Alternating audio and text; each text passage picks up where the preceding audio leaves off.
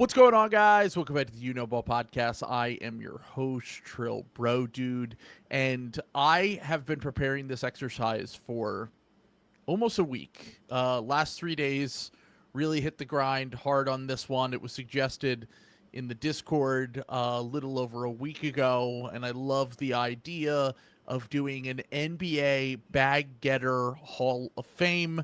Now, you might say to yourself, well, this isn't that hard. There haven't been that many guys that have undeservedly gotten way more money. You would be wrong because we are currently in a boom right now for overpaid contracts, overpaid players.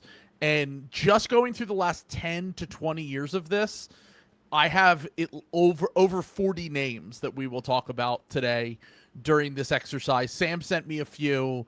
I didn't take any suggestions because I had to keep adding individually one by one to the tier thing here. This was not a preset tier ranker that we could just automatically set up. So I'm happy to go through and talk about the players we think will be inducted into the first ever NBA Bag Getter Hall of Fame ceremony.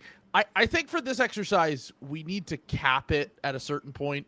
I don't think we can just let everyone in. I have 38 people up for nomination, a few others that we'll discuss on the side as well. I have listed here the first ballot ski mask. So these are the players that will almost certainly be nominated and selected. Their first. Their names echo in Valhalla. There is the Paper Planes is consistently playing at their ceremony, and you keep hearing the cha-ching noise over and over again. These are the rare heroes that we know and love who have changed really the NBA CBA forever. Yes. Yeah. The way that contracts are given out, the way that the CBA probably will function. I think that this last 10 to 15 years is mainly the area that we focus on, not only because the numbers are so absurd, how much money these players have actually made, but also because it was the introduction of the Supermax contract. Yeah. And the Supermax contract is the thing that got at least a few guys on here, mainly from one team that we will discuss multiple players from that team. I think you can make a guess on who that team is. Yeah. And we will discuss, the obvious guys that will get in, which we're going to lead with a few of them. Then we have our second tier, which is 2 to 3 times to get into the Bag Getter Hall of Fame. Eventually we'll get in. So guys that might not be the first guys that you think of, but maybe 5 to 10 times going into the Hall of Fame, they eventually get in there because you've been beaten down over time, and eventually you just have to give them their credit. Then we have the fringe tier, which is guys that are not going to get in, but they have a really good case to get in. In the NBA right now, it seems like everyone kind of gets in. But there's a player on this list in John Wall who is probably fringe Hall of Fame in the real NBA, and he almost certainly will get in during this exercise. And then the last tier we have here are the people we do not think should get in. Players who either made enough money in their career and we think it's fair that they made that money in their career, or they only had 1 or 2 years where they really weren't living up to the contract that they got. So I want to start up top with, I think, in my opinion, the GOAT bag getter, and that is one Bradley Beal of the Washington. We're running him through. I'm speaking for 5 minutes at his induction ceremony about this is. They're literally, I would guess that they do something to Supermaxes in the next CBA strictly because of his contract. This is going to be the man who killed Supermaxes, and I respect it so much. So I remember when he was given the Supermax in 2022, we were streaming, and I specifically remember making a joke that he was getting the same amount of money as Nikola Jokic and that they were equally as good as players. He's actually, I believe, technically made more money in his career than Nikola Jokic so far because he was drafted 2 years prior to him. Just to put it in perspective, where Bradley Beal ranks on the list right now. Do you want to guess of all the players in NBA history, where do you think that he ranks on the list in terms of highest paid players right now? Today? I mean, well, I was gonna say because history doesn't matter. Like LeBron James was on like a $15 million, $18 million max in 2010. So that's the one thing people have to understand about this exercise. He's still number one, though. He is still number one for all time. But yeah, because he got both of eras. Yeah, because he's been around for a long time. But I'm gonna guess that Bradley Beal is ninth. He is overall. the 13th highest paid player in NBA history. Pretty close. In 14 years, he has made $342 million in his career. This is a player that was never a top 12 player in the NBA. You know, I think even at his best, you would probably argue he was somewhere in that 15 to 25 range.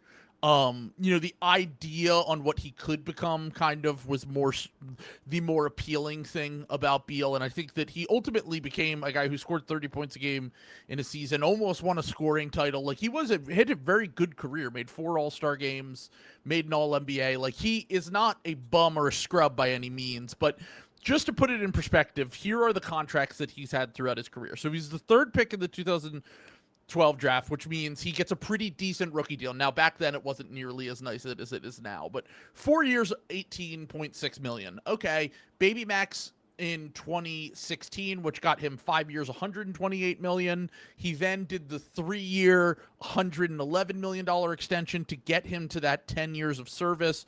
Supermax that he was eligible to sign. And in 2022, he signed a 5-year, $251 million Supermax with the Wizards, featuring a no-trade clause. He obviously gets salary dumped to the Suns. They buy him out of that contract before it even ends, and he is now making still, you know, not nothing with the Clippers. He's still making money with the Clippers, but the large majority of his career earnings, the $342 million, come from that Supermax contract that he got. He just kind of took advantage of the thing that 4 years ago, teams were just like, we can't lose this player. The Wizards were a franchise that were always willing to pay their guys. And then on top of that, they just wanted to remain competitive. And he knew that ownership would eventually give him that money. He talked about how much he loved playing for the Wizards, how much he wanted to be part of the organization, da-da-da. And then famously a year later was like, I'd be fine with being traded off of this team. And he ended up moving on to the Suns. So Beal is kind of a combination of came into the NBA at the exact right time, was with the team that was willing to pay him, and then, of course, his agent, Bartelstein, is undeniably the GOAT. And got him this massive, massive bag, and then coordinated the effort to get him to the Suns, where Bartelstein's son was working at the time. So I do think you have to give credit for Bartelstein as well. I was going to say, Bartelstein is kind of like he's sort of a cross between Phil Jackson, Pop, and Spo. John Wooden, you know, he's all of these rolled into one. You know, behind every great athlete, there's a tremendous coach. Behind every bag getter, there is a absolute demon agent. And you haven't heard the last of Bartelstein. This is his greatest work, but like, this is his, like, you know, everyone knows Monet because of the water lilies. There's some other good stuff to check out here, you know. So just let's stay tuned for Bartelstein. More Bartelstein props in this. Stay tuned, folks. By the way, do you want to guess who the highest paid player in NBA history was in 2011 and 2012? Like, career earnings up to that year. Highest paid, it had to be Kobe, right? Good guess. Kobe was second, I believe. Shaq was number one. Shaq, okay. Because keep in mind, Shaq also got like the first massive free agent contract to leave the Magic for the, and this was also during a time where it was kind of like you could give as much money in years as you wanted, really, and he got like 125 million, I think it was, from the Lakers back in the 90s, which is the equivalent of giving someone like 300 million right now, just in terms of how much everything has it's probably even more, to be honest with you. But the reason I bring this up is that there will be many players that have gotten more money in their careers than Shaq, who was undeniably the best player in the world at some point, and also was one of the biggest names in free agency to ever change teams. Do you want to guess where Shaq resides on that list right now? I'm going to guess Shaq is 37. It's not that far, but it's getting closer. So he's 27th all time right now and made okay. In 2031, so all of the contracts that exist now, the furthest they can go is 2031. By 2031, where do you think Shaq will be on this list? So about 20 years after that 2012 stat about him being the highest paid player of all time, where do you think he will rank once all of these contracts are done? I mean, I think any guys will, and like on top of the money being higher, guys are playing longer. Like, but right now, just the money that's guaranteed locked in. Don't have to worry about I see what you're saying. So like nobody else coming into league. It's all guaranteed. Falling out their contracts. Yes. I'm gonna guess he crashes all the way down to like 43 or something like that. 50. He will be the 50th highest paid player of all time. The 50th highest paid player of all time almost made $300 million in his career, and obviously a lot more off of the court Shaq made. I mean, he's willing to do a commercial for anything. The famous Tyler I am tweet, which literally became true. Real, yeah. By the way, just a quick side note. I did want to say this up top. Here are some players that I think for future episodes we will be discussing when we revisit this exercise in a few years from now. Because this isn't a every year exercise. This is an every few years exercise. Here are some players and just some mind-blowing statistics about these players. Devin Booker will be the 4th highest paid player in NBA history after his current contract is over. Donovan Mitchell will be the 5th highest paid player in NBA history after his contract is over. Joel Embiid will be the 7th highest paid player in NBA history after his contract is over, and he is still not past 500 regular season career games right now. He will pass it this upcoming season. Hopefully. Trey. Well, he's like 15 off. It's like hopefully close. Yeah, I mean, I think even the season that was a disaster season for him, he played 19 2 years ago. Trae Young will have over 400 million and be 21st all time. I actually removed him from my list. I had him on my original docket here for this list. Yeah. But right now, for what he's made in his career, I actually think it's fine. It's this next contract where Trae Young is, because if you think about it, how many All-Star games he made, like they made the playoffs every year almost, not at least the play-in. They were in the playoffs a lot. He made the conference finals the one year. I think he's been adequately paid so far in his career. It's this upcoming contract that gets him over $400 million in career earnings and puts him number 21 all time. That's kind of absurd. Sabonis will be 41st all time after his current contract, which means that he will have made more money in his career than Shaquille O'Neal. Other notable ones for future classes, Jaylen Brown will be the 19th highest paid player of all time once his current contract is over. And the Sixers also technically could extend him and give him more money off of that. So that's something to keep an eye on. De'Aaron Fox will be the 20th highest paid player of all time after his contract. Jamal Murray, 25th. Jaren Jackson Jr., 28th. Paolo Banchero already will be 47th. That's kind of nuts. I didn't realize that. Chet will be 51st, also from the same draft class. Austin Reeves, who famously did not get paid a lot, was an undrafted guy, had to take less money, will still be 82nd all time by the time his contract is over and paid. And just a fun one that we'll get to a little bit later with some other role players. The 97th highest paid player in NBA history once his current contract is over will be one Dylan Brooks. And he will have made more money in his career than Dwayne Wade. That's so crazy, dude. That's just to show you the inflation of this shit. It's crazy. And that's the thing. And there are guys that we will get to, and like the guys that were making this money 15 years ago, it seems like fucking chump change compared to what the players get paid now, even like the bad contracts, because as we've laid out time and time again, the percentage of the cap was just much lower back then when you were doing max contracts or even just like sub-max contracts. It wasn't nearly as much money as it is right now. So second on this list that we will be discussing their candidacy for the Bag Getter Hall of Fame, the 22nd highest paid player in NBA history, one spot behind Nikola Jokic, is Tobias Harris. another demon. First of all, I can I make a suggestion? I know we don't have him on here, but I think we need to put. I think Terrell Davis needs a Terrell Harris. Terrell Harris. Yeah, sorry. I say Terrell Davis.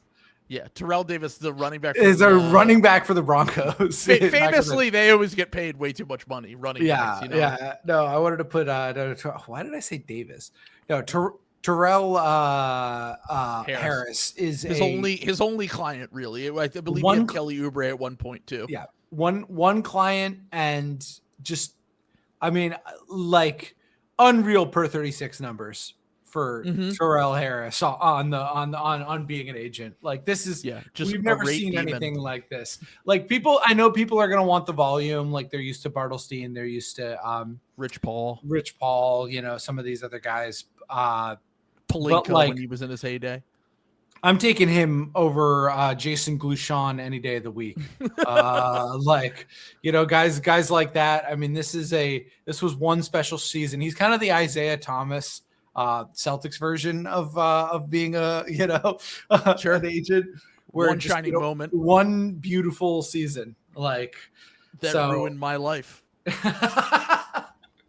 This contract is like it doesn't seem like that much money right now, but when he signed this contract in 2019, it was a massive part of the cap. 5 years, 180. Just like when we see these numbers now, we're just like, okay, that's a lot, but it's not like franchise crippling. For where the Sixers were at in their like window, it literally was franchise crippling because the Sixers never had any depth because of this contract. They always had to work around it. And there were a number of reasons why the Sixers did not make the Eastern Conference Finals with Tobias Harris, and he's not solely to blame, but it certainly is a big part of why they just never could build a normal team.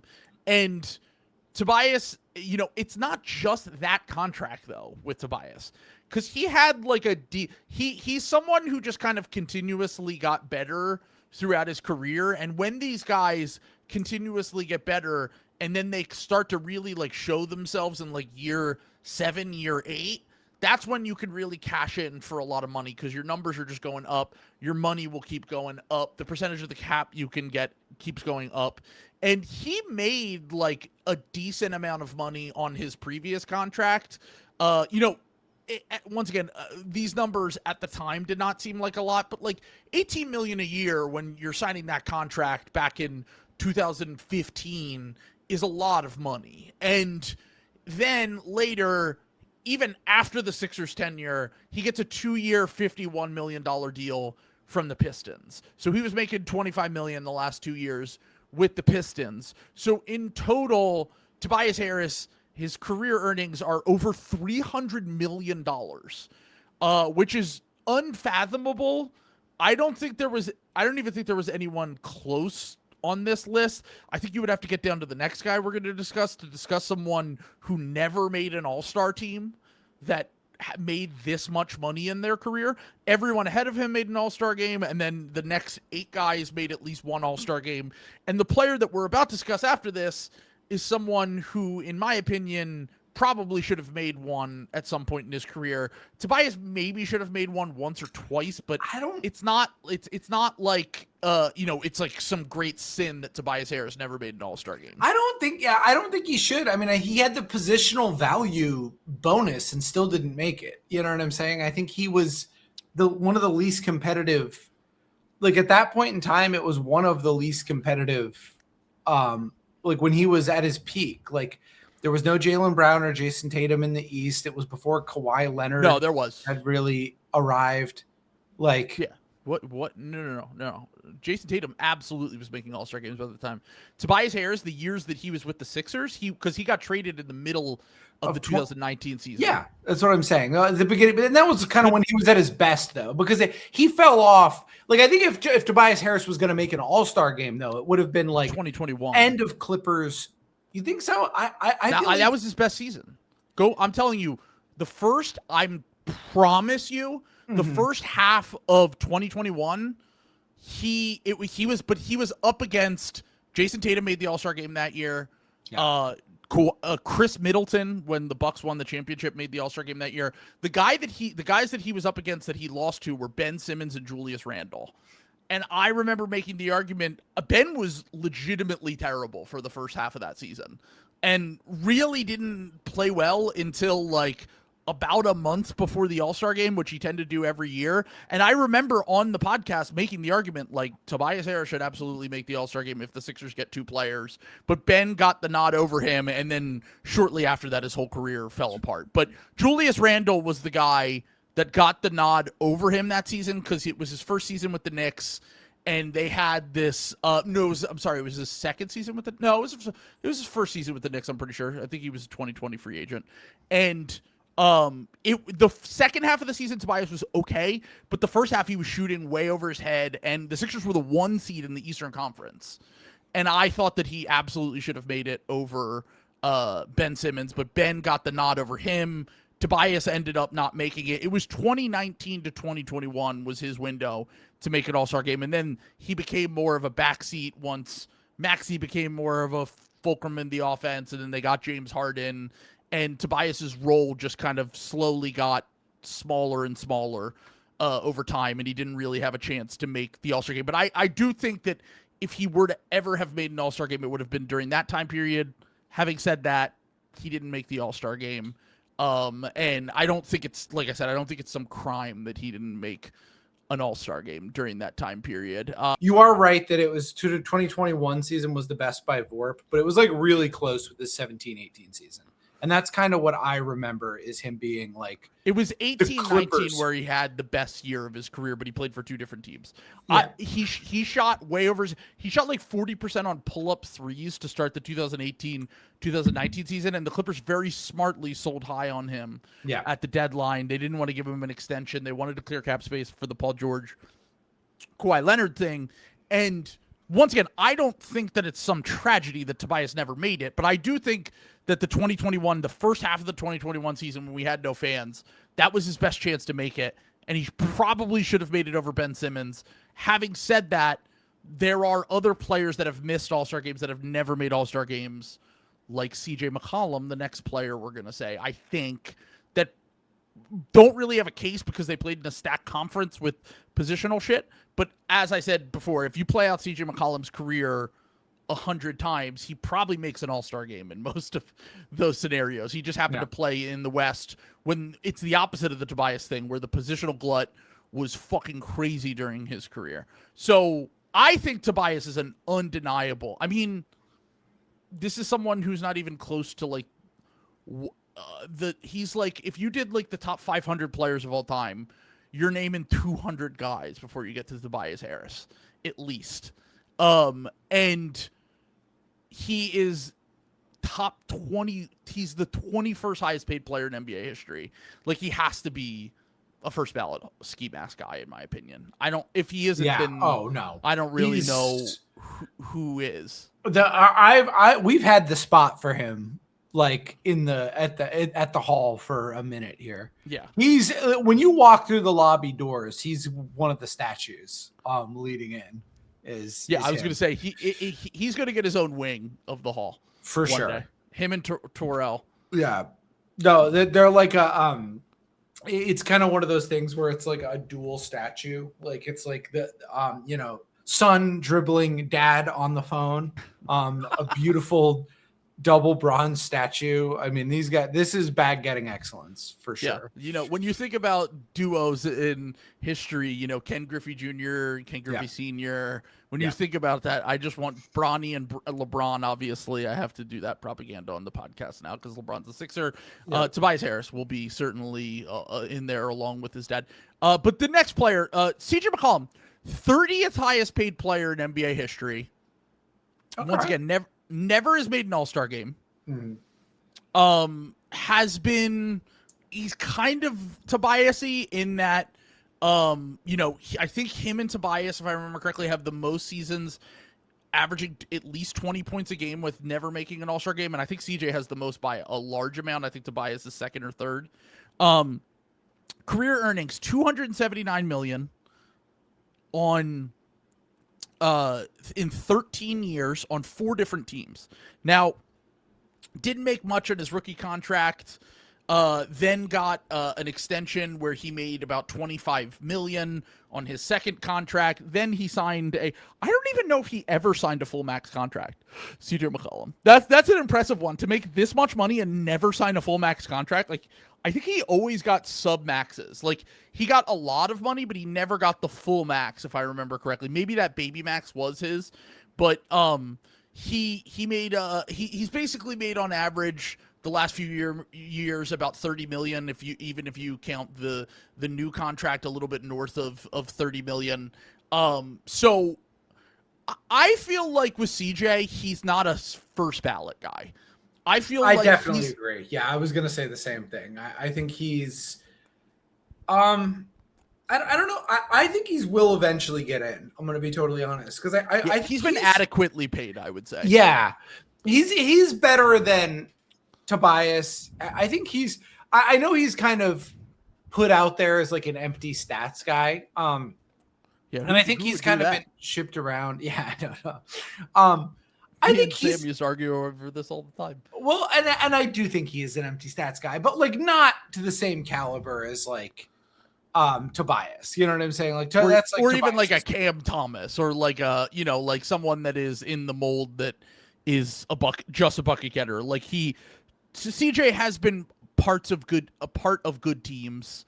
Yeah. And then on top of that, has been to a Western Conference Finals, has had moments in the playoffs. Yeah. And once again, never got like a full max contract, I don't think. I think that all of his contracts are just sub maxes. A lot of money, but not the most he could get offered, if I remember correctly. He's just kind of steadily gotten a sub max for like almost a decade.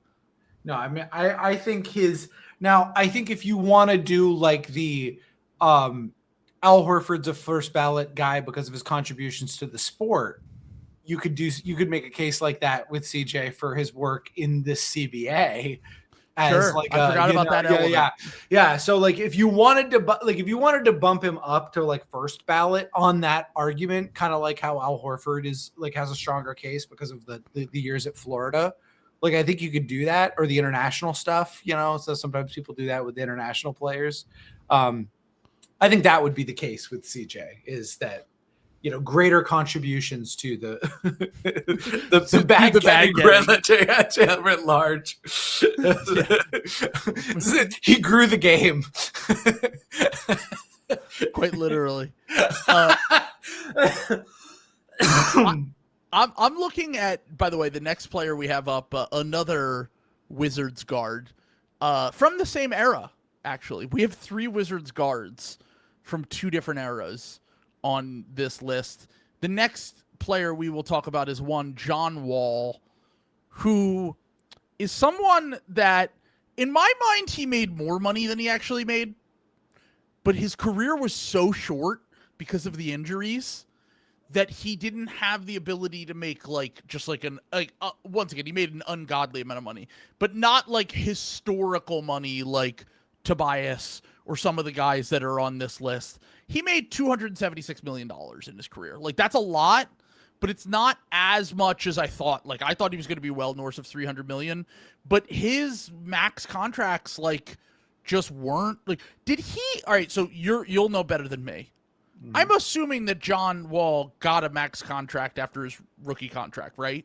I'm almost positive he did. I don't. The baby max was just so small back in 2012, 2013, whenever they gave it to him, because he only made 14.7, 15.8, 16.9, 18 million, and then 19 in the last year. Then he got the Supermax extension. I don't believe he ever got the full Supermax contract. I believe he just got a Supermax 3-year extension, but didn't play for a large majority of that because he had back-to-back injuries and just could never stay healthy. He didn't even play another game for the Wizards on that contract. But yeah, designated rookie extension, 5 years, 84 million was really the max back then for a baby max. It was 4 years, 48, you said? 5 years, 84 million. That sounds right, because the cap was $66 or 66 million or something like that. So it was $66. I was 66 million or something like that in 2010 or 2000. at 11. So he would have been getting this in 2014. It's after the cap spike. But I think it only went up to like, 80 million. It's 25% of the cap. So I think that's about right. Like, and he was the number one pick. So we got $6 million a year on his rookie contract. So he did make a little bit earlier in his career. It was that 3-year extension or 4 year. No, it was a 4-year full Supermax. 4 years, $171 million for John Wall on that contract. And he then played 40 games during 3 seasons of that contract, got bought out, and then played 34 games the next year, salary dumped and waived before retirement. So he only made 276, quote unquote, but like compared to these other guys. But he played 13 years in the NBA, and he really only played like 10 or 11 years in the NBA because of the injuries. And he even missed half a season in both of those seasons that he played towards the end of his career. So the argument for John Wall is that he only had like such a, like on average, if you average out per year, I don't think it's even like bag getting. Like 276 million over the course of 13 years for a player that made all NBA teams, was a regular all-star, like was a very good player, is not that much compared to some of the players that we'll discuss today. But the fact that he was so injured the second half of his career that he basically didn't play on a Supermax is really the reason that I feel like he should be included in the conversation more so than like the full picture. Yeah, I would put him in the fringe tier to not getting in because I also think injuries are somewhat different too. Yeah, like I think the spirit of bag getting is, you have to have there has to be like a little bit of a level of selfishness. You know what I'm saying? To be here. John Wall was never really, I never really thought of John Wall as a particularly selfish player. Well, also I think that it is more so that like, the guys like the players that we already have put in the first tier, Tobias and Beal, like had basically set up perfectly for themselves to get that money from the teams that they backed the Sixers into a corner. They backed the Beal backed the Wizards into a corner after they had already given John Wall this Supermax. The fact that he got it the same one 4 years later is pretty crazy that even happened in the first place. But Wall, you could have never really seen the injuries coming, even though you could make a very good argument that he was just never going to be worth that Supermax. Him making 40-something million almost a decade ago at this point, or 40, I think it was like just above 40 million a year, is absurd when you consider the fact that like he probably wasn't going to age particularly well. But I will say that he is someone that I would say will get in, but I'll put him in fringe just to have someone in there for now, and then we'll discuss later. I do think the fact that he is the first player that everyone just threw up the red flag for the Supermax is the reason why I think spiritually he should get in. You know what I mean? Yeah. Where it's like him getting that Supermax, every other player that got the Supermax was either a Bradley Beal not worth it level guy or a Russell Westbrook kind of guy where the obvious guys who deserve it, and we don't even talk about them, are in another stratosphere. But Russell Westbrook is someone who probably didn't necessarily deserve it, but had the right timing and was an MVP. I mean, but he played for 4 different teams on that Supermax, 3 different. I think it was 4 different teams. Like, my point is that Wall's injuries combined with all of that, like Westbrook just wasn't worth it straight up for what he gave to a team. Whereas Wall, there were other factors at play, and it became much more of a disaster. The Westbrook contract could at least be traded multiple times. Like John Wall's contract got traded once, and then he got bought out. So it feels like more of a toxic thing when you look at it like that. All right, next on our list is Gordon Hayward, someone that is very close to Sam's heart. 33rd highest paid player in NBA history. By the way, John Wall was 32nd. Max offer sheet from the Hornets at the Jazz match early in his career. We've talked about that one before. It was 3 years. Signed a 4-year max with the Celtics as a free agent. Signed a 4-year, $120 million deal with the Hornets after his gruesome leg injury. So it's not like this was, like obviously the Celtics one didn't work out because of the injury. A few years later, he ends up still getting $30 million a year from the Hornets, gets salary dumped to OKC as it's expiring, then ends up retiring after that. Not a very long career for Gordon Hayward compared to some of the guys that really took time to, make their bags, but very effective in his peak years for a player who only made one All-Star game in his career. Absolute demon at League of Legends. There's lots of good content from his wife's Instagram of him ignoring this League of Legends. A lot of good content from his wife of him ignoring his kids to game, which I respect a lot. Also a really funny video of his wife getting a gender reveal for another girl and him very obviously being very disappointed by it. So really funny guy. I mean, I think like it's an interesting case because I just went out there and I made the case that I think John Wall should not be have the infamy of being a bag getter Hall of Famer because like the injuries were kind of beyond his control, and like kind of a similar thing happened to Gordon Hayward. But in some one respects, of those bags after the injury. That's true. And he got one of those bags after the injury, and I also just never really felt like Gordon Hayward never really struck me as a guy who was like, let me do everything I can to help my team win. He literally retired the second that he felt like he had to come off the bench, basically. Yeah. So I just don't, and I think that is kind of the ethos of the Bag Getter Hall of Fame is it's not only about the money, it's about the respect. You know what I'm saying? And the second that you're kind of not the center of attention or you're not showed that respect, you kind of take your ball and go home. And he was really good at that. Right. So I like think Donovan Mitchell getting drafted by the Jazz. The Celtics with the Jays. Yeah. Like he always seemed to leave right at the time that was the most convenient for his personal gain. Yeah. I just feel like he never really like, I don't know. Like I think the Celtics thing again, like the ankle thing was a tough break, and it sucks that like two multi-time All-NBA players that play the same position are like right behind you on the depth chart. Like that sucks. I get it. But at the same time, I also never really felt like he was like stepping up in that Charlotte situation to like help make things better there, like, so I don't know. I think I would probably put him on eventually will get in. Would probably put him in 2 to 3 times. I feel or like 2 to 3 times. Let's have a representative for that tier. Okay. I feel like Gordon Hayward's a good representative for that tier because he doesn't come to mind when you bring up this conversation, right? No. If you're a first ballot guy, I want the fans that of that team that gave you that contract to just like shriek whenever you bring up their name. Yeah. And like Gordon Hayward played for a lot of teams, and like he's not someone that comes to mind, but it is shocking when you read how much money he made in his career for a player that wasn't all that relevant for that long.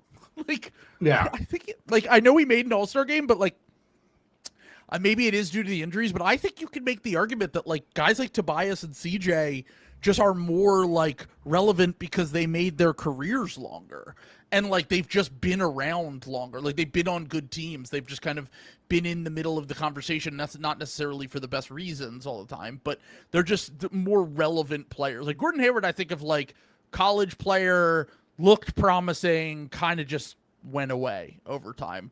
So the next player that we have on this list is one Zachary LaVine, 37th highest paid player in NBA history. Large majority of his money came on his current max. He's still on that max contract. I totally forgot about that part. So the large majority of, by the way, Rich Paul on this one, getting Zach LaVine a 5-year max contract from the Chicago Bulls. That contract that he's currently still on was 5 years, $215 million.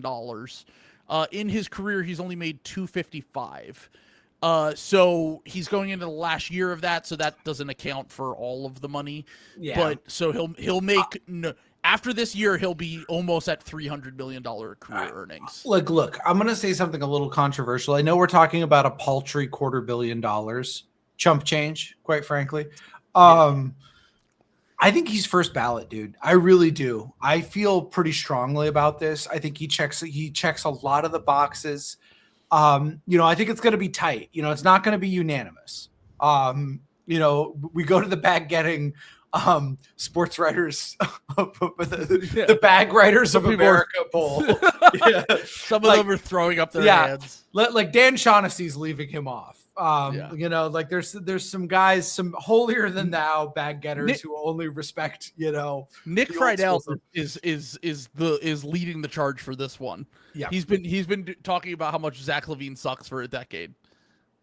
And I think this is a guy who has look, I don't want to this does not make someone like a bad person or anything like that, but he's just chosen time and time again to take money instead of being on good teams.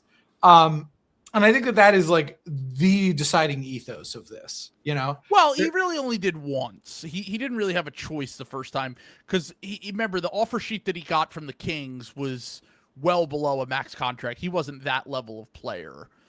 It was really the Bulls that the Supermax that he got. I wasn't a Supermax, but the max contract that he got from them was the one time that he chose that. But then again, it is very similar to the Gordon Hayward thing, where the second that shit went south with the Bulls and they were looking like they were going to move on, he was like, "Yeah, I'll go to the Kings now and be fine with this." It's crazy that he's a statistically good player who has just been a loser his entire career. I get it. A lot of that is just playing for the Bulls and Kings, but at the same time, you are also on the Bulls and Kings. He's definitely not innocent in that. Yes. I think that he played a part in that. Yes. So I think he's first ballot. I really do. Do you feel strongly about that? I would have probably said 2 to 3 times just because he didn't make much early in his career. And also he hasn't been in the NBA as long as someone like Bradley Beal or Tobias Harris to really rack up the career earnings. Cause I don't think he will be getting I think that if he gets a contract after this year, he'll get $10 million a year or something. I don't think he's getting close to what, Tobias is making the last few years or anything close to that. But maybe we move him down for now. We can move him down then if you make some good points. It's just overwhelming how, and once again, he'll be in consideration for future classes, which is why he's 2 to 3 times. Yeah. But the thing about Zach is that he made all of the money off of that one contract. And it was a bad contract at the time, but he did cash out at the right time. A Bulls front office, once again, backed him into a corner. They didn't really have a lot of other options. They couldn't just lose him because they had been taking L after L in the public with a lot of their shit. And Rich Paul and Zach LaVine very smartly, fucking took advantage of the fact that he had 2 All-Star games. And they put him, once again, I think Tobias and Beal are a level up from this. But I do think that LaVine is certainly a good candidate, and he's someone that we can revisit at the end of this. Next up, just someone who just a legend in bag getting lore because of his first max contract that he got. Andrew Wiggins, the 39th highest paid player in NBA history, made $249 million as of today. Once his contract is over, he will have made about over $275 million in his career. He obviously got the number 1 pick money because he was the first pick in the 2014 draft right out of the gate. Signed his deal, his max contract, where he promised to get better to ownership. His max rookie extension that must have been 2017, 2018, and then extended. The thing about Wiggins is the king of cashing out when it's good to cash out. Because he got that max contract, obviously had the number 1 pick money, probably shouldn't have even been the first pick in that draft, but was anyway, and then got his other extension after the Warriors won the title in 22. Also got it by lying to Glenn Taylor, which is cool. I do want to give him points for that. Lying to steal money from a billionaire is cool. Yeah. Do you remember that the big thing that he made? I made him look in my eyes and tell me. And I didn't remember that part of the story. No. So when they gave him this extension, Glenn Taylor gave a whole interview that was I sat down with Andrew and I looked into his eyes And I said, You "Are you promised going we to would try? get better. Do you promise that you're going to try your best?" And he looked back into my eyes and he promised me. And I said, "This is like he basically said." And Andrew straight up lied to him, which is awesome. That is so cool. Comrade So, Andrew Wiggins. yeah. Scooped him. He got played. He got owned. Very funny. So shout out to Andrew for that one. I mean, yeah. I see now the problem with Andrew Wiggins though is he made an all-star team and then was a like you could argue the second best player on a championship team. Like at minimum third, like I think kind of inarguably the third best player on a championship team. And I would probably still put him third, but yeah, you could make kind of a strong case for second. Like it was in a massive the playoffs, in the finals, sure, but I do think that Draymond is just kind of the glue that kept everything together for that team. I think I'm a little biased on this because I'm obviously going to weigh the finals higher, and he was just so important in the finals. Like the Warriors don't win the finals if Jason Tatum is not actively having the diarrhea disaster to end all diarrhea disasters, and Andrew Wiggins was a massive part of that. So yeah, and I mean he's still the thing is that Wiggins contracts he's really only not been worth quote unquote one, which is that contract, and by the end of it he kind of was worth that one. So I almost do. I know this might be controversial, but I think while he's provided us with a great moment, I don't know if I would. And he has, once again, for the best time to be Andrew Wiggins would be during this time period where we have the wing fetish, where he was the first pick, where he got the max extension, where he's kind of just kept his career going and going and going. But like, he's been steadily pretty good, up and down, I would say. And it's not like he's like the most amount of money in his career that he has made. I don't think he's ever made like close to $40 million in his career. $33 million is the most he's ever made in his career on a year. And that was in 22 when they won the championship, the last year of his rookie max. And then he's been like 24 million, 28 million, like I think he's been pretty adequate outside of that start of that max contract on the Wolves. So I actually would argue, I don't even know if he should get in. I was going to suggest fringe. So like, I think it's definitely one of those two tiers.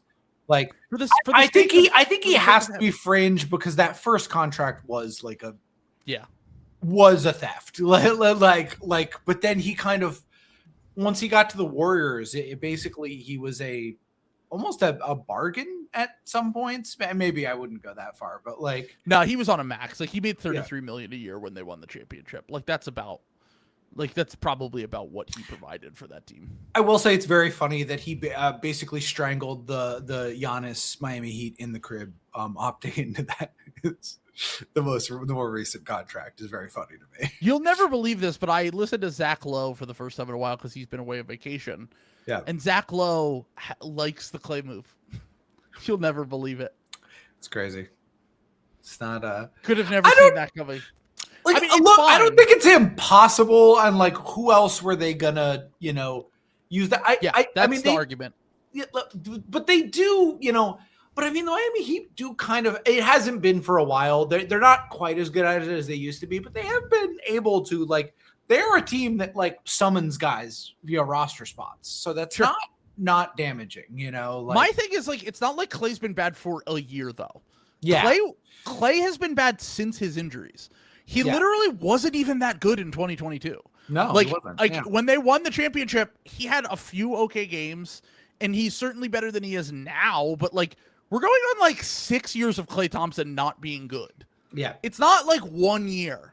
If it's like 2 years, I'm like, all right, maybe he just needs a change of scenery. He's 37 in February. Like, he's just not good anymore. I didn't realize he was that old. Yeah. I guess that makes sense, though, considering...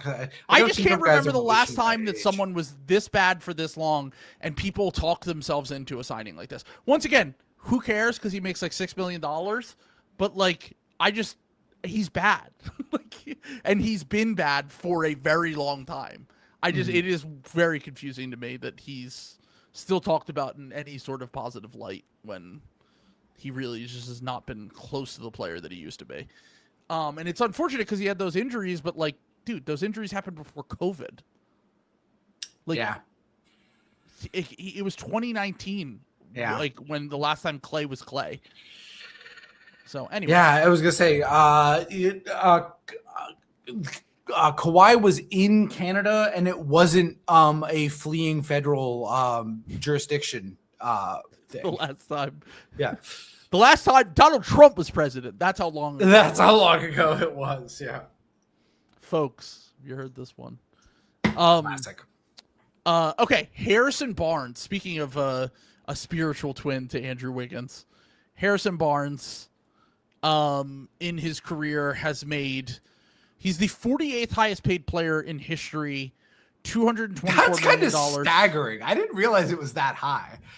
I would have guessed like 101 for him. It's never been better to be like a starter wing in the history of like all of the NBA. I mean, it is Wiggins, Tobias, Barnes, and then if you want to go higher, like the better version of that, like OG Anunoby, like it pays right now to be a wing that can like stay on both ends of the court. And Barnes is kind of the peak of this because like Barnes wasn't even like Tobias where he was like in consideration for an all-star game before. Yes, he just got that max contract on the back of Kevin Durant going to the Warriors, and he walked in free agency, and the Mavs just gave him this massive deal when they were kind of in no man's land. I mean, this is before they had Luka. This was 2016. They gave him a 4-year, $94 million contract. He made $23 million a year during that contract. Then he signed a 4-year, $85 million deal, a little bit less with the Kings after he got salary dumps there, made $21 million a year. And then he extended for 3 years, $54 million at $18 million a year average with them before he ended up getting salary dumped a year after that extension to the Spurs, who he then re-upped with on his current contract. So he has made in his career $224 million in 14 years, while never being more than like a nice fifth starter. Like that's pretty crazy because these other guys like Tobias and Wiggins and those kind of guys, like Wiggins, whether he was worth it or not, made an all-star game, was the second or third best player on a team that won the title. Tobias was a part of good teams and was in consideration for the all-star game multiple times. Barnes is literally just like the opposite of the victim of circumstance, the beneficiary of circumstance. And obviously he won very early in his career with the Warriors, but like he was not, in the top 5 reasons for them winning that championship. He was, and then fully sunk them the second year. I was gonna say he was pretty universally seen as an active hindrance to their, especially in 2016, just because he had like such a horrific shooting performance in the finals, like was, a massive part of that. I mean, I'm gonna start the bidding here. I think he's an eventually we'll get in guy. Because I don't like if we do the Colin Cowherd, like close your eyes, like who do you see when you think about bag getters? I don't ever think about Harrison Barnes. Yeah, no. I don't ever get there with him. When it's all laid out in front of you, you're like, yeah, this is a guy who belongs. Like he at least deserves consideration, but I would never think of him on first blush. Is part of that? It's just very Harrison Barnes to just be forgotten about. Yeah, just very like, oh right. Harrison Barnes, like just such a just kind of a nothing player. Do you remember the Bill thing on Harrison Barnes for this draft? Do you remember his Harrison Barnes thing on this draft? No, I don't remember. So that was the 2012 draft because he could have been a high pick in 2011. Decided to go back because of the lockout. Yeah. I believe that was the Kyrie Irving draft, if I remember correctly. No. Or it was the year after. Sorry, it was the year after the Kyrie It was the Irving Anthony draft. Davis draft. He was the 7th pick in the Anthony Davis draft. So it was Bradley Beal was 3rd. Where was the Cavs had a pick was, in this draft, right? Was it Dion Waiters? Yes. Dion Waiters. Dion Waiters was the fourth pick, if I remember correctly. So Bill was talking about who the Cavs had options for here. And he was listing out all of the guys that like would be on the board for the Cavs. And he's like saying like Bradley Beal, outstanding shooter. Who else was in this range? Who was 6? Thomas Robinson was he's like Thomas Robinson, double guy, something like that. You know, he's just like listing off some of these guys. He goes, Harrison Barnes is friends with Kyrie Irving. Like that was the thing. That was the thing he kept coming back to, was people kept saying like during that cycle that he was friends with Kyrie Irving. And Bill was like so offended by that and was so mad about it. And he kept like making jokes about it. It was so awesome. Yeah. The funny part about it is that they would have been better off taking Harrison Barnes than Dion Waiters. Oh, but for sure. But also they were just in no man's land post LeBron. Like they were just like the reason why the Warriors ending up taking Harrison Barnes mattered was because then Steph broke out right afterwards. And then you have all your guys in place. You're like, oh, we have Clay, and we have Steph, and we have Draymond, who was from the same draft. And then it's like, all right, you can be normal, boring Harrison Barnes in the corner. Yeah. But if he went to the Cavs, like he probably would have been viewed as a disappointment because it was just like Kyrie and a bunch of guys. Like there was nothing there that was, close to what they would become in the following years, obviously after LeBron decided to return to the team. So I just thought of a guy that I don't think we talked about on there, so I don't think I can add him now. We can add him now, but that's I have a list of guys we will discuss that didn't make. Oh no, he's on there. He's on there. Okay, I was just checking the list that you sent me just to make sure he was on there. Okay. Cool. I also might have added a few other guys. I can't even remember since I sent it to you, but yeah. Okay. So all right, next up. So far, we have 2 in every category and no one in not getting in. So next up, we have Mr. Brandon Ingram, who, once again, you want to talk about an opportunistic guy. Yeah. Always shoots more threes the year that he's in a contract year, which is the funniest thing ever. So funny, yeah. Like both of the times he's about to get paid, he shoots more threes. Yeah. Made an All-Star game the first time he got paid. Made an All-Star game after he got paid this time. In his career, he is the 50th highest paid player in the history of the NBA, and he's still only 10 years into his career. Like, there's still time for Brandon Ingram to scam more teams. I'm not sure if he will after this one, because he's currently making $40 million a year, and I have a hard time seeing anything like that moving forward, but $219 million in his career so far. Obviously, when you balance out the rookie contract, $20 million a year for Brandon Ingram doesn't seem that insane. No. But he is a player that I just never could have seen getting the contract that he got from the Raptors, because he had the baby max with the Pelicans. And at the time that made sense. The Pelicans weren't really going anywhere. He had a really good first year for them. There was a thought that he could continue to get better and go up, and it looked like he was going to, and then he just kind of was injured all the time, never really got better at certain things, and kind of has just remained in this like sub all-star tier of player, bucket getter type guy. And once again, it is shocking to me that Brandon Ingram did get that like $40 million a year contract from the Raptors, but it's not like a 5-year max. Like it was a 3-year, $40 million per year contract. And he got the baby max. He was the second pick of the draft, so he made a decent amount on his rookie contract, which adds up a little bit. Like he's another guy that's never made north of 31 million. He did on this contract, but in his first contract, he didn't make north of 31, 33 million. He did get an NBA Cup bonus of $100,000 on the Pelicans, though, because they made it. Respect. Which we do love to see that. But. Yeah, so 219, top 50 all time in paid, but he'll get bumped from that, I would imagine, once some of these new contracts come in. I think this is one where we're gonna have to see how the rest of the career plays out. I think he's probably on eventually will get in. I would probably put him there. in that tier. I would be if all he right with scams putting him in another fringe. like DeMar. If he scams Yeah. like a DeMar DeRozan like $25 million a year contract after this one, then I think he will definitely get in. But Yeah. I would say eventually we'll get in. Right now is probably where I would put him too.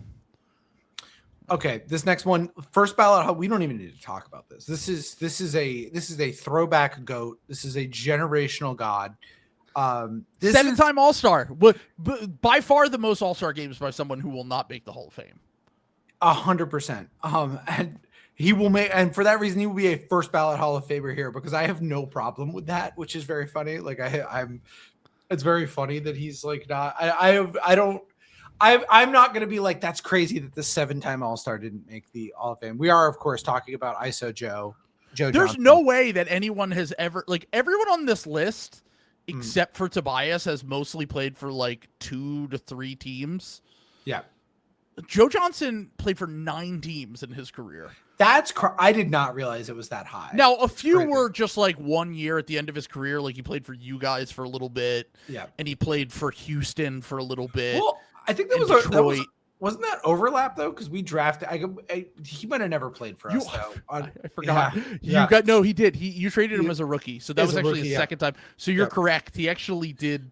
He played two seasons, 20 years apart with the Celtics and the Celtics again in 2021. Yeah. Oh, by the way, just real quick, my favorite thing about Joe Johnson, if you want to talk about someone a bag getter, basically was out of the league in 2018. Came back in 2019, was out of the league again, and then came back to play for the Celtics. Like he had multiple times where he could have just hung it up, and he said, "No, I'll get another veterans minimum contract," which I have to respect for the bag getting purposes. And he really just does love hooping. Like he does love hooping. All he time played in the Big Three after this, too. Yes, all time hooper. There is not a guy. Some of these guys are bag getters because they don't really love the game and they're just kind of like, we'll get to some of these guys later on. They're just like money. They don't really. You could really say like DeAndre Ayton. Yeah, that's what. Ben Simmons. We'll get to DeAndre Ayton and Ben Simmons later. But like I think he probably loves basketball the most of any of these guys that we're going to see on the list, which is it's rare to be a first talent like hooper. Like this, Joe Johnson was just living his best life the whole time. Okay, so here's the thing though. Yeah. Not that much money when you stretch it over. Like, I'll put it like this. It was a lot of money for the time. That's what I was going to say. It's because he made $215 million in his career before. Like, the only players that made that much money in their career were legitimately first ballot Hall of Famers, like Kevin Garnett, or you know what I mean? Like guys that were like, what? I have a stat that whenever you're finished to put some of this in perspective. During the 2010 free agency class, Chris Bosh was a free agent. Dwayne Wade was a free agent. Carlos Boozer was a free agent. LeBron James was a free agent. Dirk was a free agent. I think he made the most changing teams, but not. I think Dirk and Paul Pierce went back for like the same amount on their teams. Paul Pierce. Joe Johnson made the most money of anyone in that class. He was the highest paid player in that free agency class. Yeah, that's a peak moment where it's like. Once again, it's not that much money when you consider like really he played 20 years. He basically made $10 million a year in his career. But for the time and because of what it represented, he's kind of ahead of its time bag getter. The Reggie, you know, like when people like will like pull up Reggie Miller's stats from the playoffs in the 90s and they'll be like, he was like 10 points above league average true shooting and averaging like 20 points per 75 or whatever, and like was the best player on conference finals teams. And it's just that he figured out like shooting threes and movement threes, and with how good he was before Steph and Clay and all them. Like, he was just very ahead of his time. Joe Johnson is ahead of his time bag getter. Like, if Joe Johnson came into the league now, he would figure out a way to make $500 million somehow. Yes, absolutely. No, he would be our first league billionaire, all money in the league, like billionaire somehow, like 100%. Yeah. So spiritually, do you say first ballot? I think you have to respect the first ballot, like Hall of Fame. Like, this is a pioneer. Yeah. I was gonna say the percentage of the cap that he was getting during his prime was basically the most amount you can for a guy who changed teams as much as he did.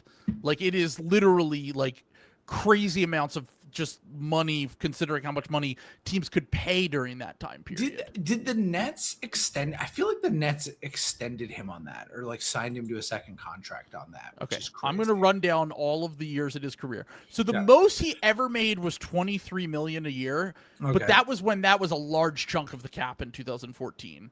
Yeah. And other than that, he made so let's see, he made from 2005. Let's see, 2005 to 2015. The Nets did not extend him. He only played 3.5 years for the Nets. From 2005 to 2015, so for 10 years, he was making at least $12 million per year, which during that time period, no one was making that money. It was literally just the max. Like in 2005, you were not making $12 to $13 million a year unless you were Kobe Bryant or the MVP candidates of that time period. Like once again, it doesn't seem like that much, but when you consider how much teams could pay him, it was a lot of money for like a decade straight. He was making like basically a max for a decade straight. And changed teams multiple times too. Yeah. Yeah. I mean, I think of this was like when I was in my prime calculator rat days, and it was like insane to me that he was like getting this money. And like he was like he was kind of Tobias before Tobias. But had more like credibility and more all-star games and stuff to like back it up. So yeah, I was gonna say he had 7 all-star games. But he was always like a deep reserve all-star. That's the funniest part about Joe Johnson is like he almost certainly never like started an all-star game. Oh, for sure. But he made 7 of them. Like that's a hard thing to do in itself. It's obviously Chris Bosh was a better player than Joe Johnson, but Chris Bosh is another guy that's just like 10 all-stars, and I don't think he ever made an all-NBA. That's crazy. That is kind of a crazy stat. I guess it makes sense when you think about the Miami thing. No, I mean, I think that sounds right the more I think about it, but that is a crazy stat. Like I'm gonna look this up right now. He made in his career 11 all-star games, 1 second team, and that's it. Was the second team 2009, 2010? 2007, before when he was on the Raptors. Oh, he was on the Raptors. Okay. I thought it was going to be his last Raptors year, but that makes sense. Okay. So to make 10 more all-star games. Now by the end he was he had the blood clot issues after that. So he made 10 more all-star games than all NBA teams. I mean, that is unfathomable. That's kind of crazy. Yeah. The reverse Pascal Siakam. Yeah, exactly. Yeah. All right. By the way, another player who is a fun fact, former number. I love one of my favorite like trivias is forgotten number 1 overall picks, and one guy that I always think of for this is Derek Coleman, who was selected. There was like a weird range in the early 90s where there were all these weird number 1 overall picks, kind of similar to the Ayton Simmons era of number 1 picks, and. If you go back and look at it, he made 2 All-NBA teams in his career and 1 All-Star game, which I very rarely have seen someone who's made more All-NBA games. Like I even think Pascal's made more All-Star games than All-NBA at this point in his career, even though at one point he was more All-NBA than All-Star because he would ball out in the second half of the season. So all right, Nick Batum. Oh no, I'm sorry, I skipped over Nikola Vucevic. Who let's run down Vooch real quick. Made $100 million from both Orlando and Chicago. Very similar to Levine. Made 2 All-Star games. 53rd highest paid player of all time. $214 million. Yeah, I wasn't really sure what to do with Vooch. I think he's eventually will get in. Like he always kind of annoyed me, but like I understood why he kept getting paid because he did have a unique skill set, if nothing else. You know, like and the bigs during that time period just sucked ass. Yeah.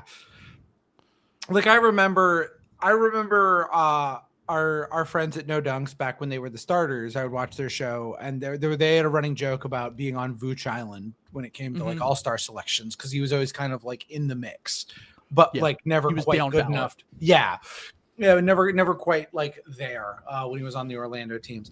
I think never made more than $26 million in his career, and he's played really almost all of his money comes from the last decade. Yeah, but that makes sense. I mean, a decade ago, it was still 26 million was still pretty good. You know, that was over. He only made over 11 million a decade ago. So he I made get it. I'm just Yeah. saying he made nothing on his rookie contract because we picked him later in the first round. Right. Then he had like a decent size second contract, 11 million, 12 million per year. And then he got the contract where he made a lot of money after that. Here's what I would say. I think when you want to get a feel for whether or not a guy belongs on this list, ask fans of the team how much they felt this player being on their books. And I think both Orlando Magic and Bulls fans would say they felt it acutely. he made 100 million with both teams. Yes. So I think he's eventually will get in. Okay. And didn't really impact winning anywhere. So, yeah. Okay. So Nick Batum, 131 million of his $209 million made in his career was on that one contract that he was given during the cap space summer where he got traded to the Hornets and then they were backed into a corner. And my favorite thing about Nick Batum ever is the only reason he wanted to play for the Charlotte Hornets was because it was basically the quickest and most convenient flight back to France from Charlotte to there. One of the easier places just to go back home, which we love a work-life balance king. Well, I was going to say, it's so funny that that's always been the stereotype about French players. Boris Diaw also like very much in this mold is that they're like just chilled out and don't really care. And then Wemby is out here being this like try hard, like, you know, I'm gonna rip your head off, psychopath guy. And it's like, bro, you're French. Like you don't get mad about anything unless people try to make you work more than 18 hours a week. Like that's not. I was gonna say that's the coolest thing about your society. Yeah, I love that. Like what we're out on France, the prevalent racism everywhere. But I mean, again, it's Europe / the Americas that just happens. Positive, you guys freak out and tear the country apart anytime anything is like even slightly the government even slightly tries to take something away from you. So and now you have a Dragon Ball Z theme park, something that should be in Mexico but is instead now in France. Most important thing, I was gonna say the French with Dragon Ball Z. That's like surprising. Not a thing. It's you know what it is. I looked into this. It's because Macron like let the it wasn't the Saudis. I don't think it was the Emiratis either. It was a Gulf state. They let a Gulf state financier come in and just like be a partner in some of like these like insane constructions, and that's why it's happening in France because he's a neoliberal psychopath. But it is very upsetting because that should have been in Mexico, and it would have essentially been like a modern day weeb mecca. That like people would have like I guarantee like the cartel would have been like running security there for like free. Like it would have been like it's like the Michael Jackson video in Brazil. Literally. And the guy's like, like no one messes with Michael Jackson. I will protect him. Yeah, literally would have been that. Like for like, but for Goku, dude, when Toriyama died, like the country like shut down. Like there was like warning flags flew at half. I'm like kind of not kidding. Like it was crazy what happened when he died in Mexico. Like that's incredible. They should anyway. They need to move the Dragon Ball theme park from France to.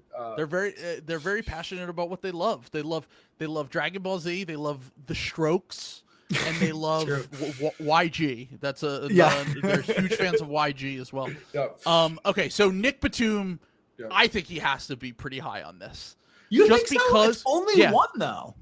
Here's my thing though. Okay, Nick Batum, if you stretch out the contract over the course of his career, it doesn't seem like that much because like he made $209 million, but he played 18 years in the NBA. Like he played a while in the NBA.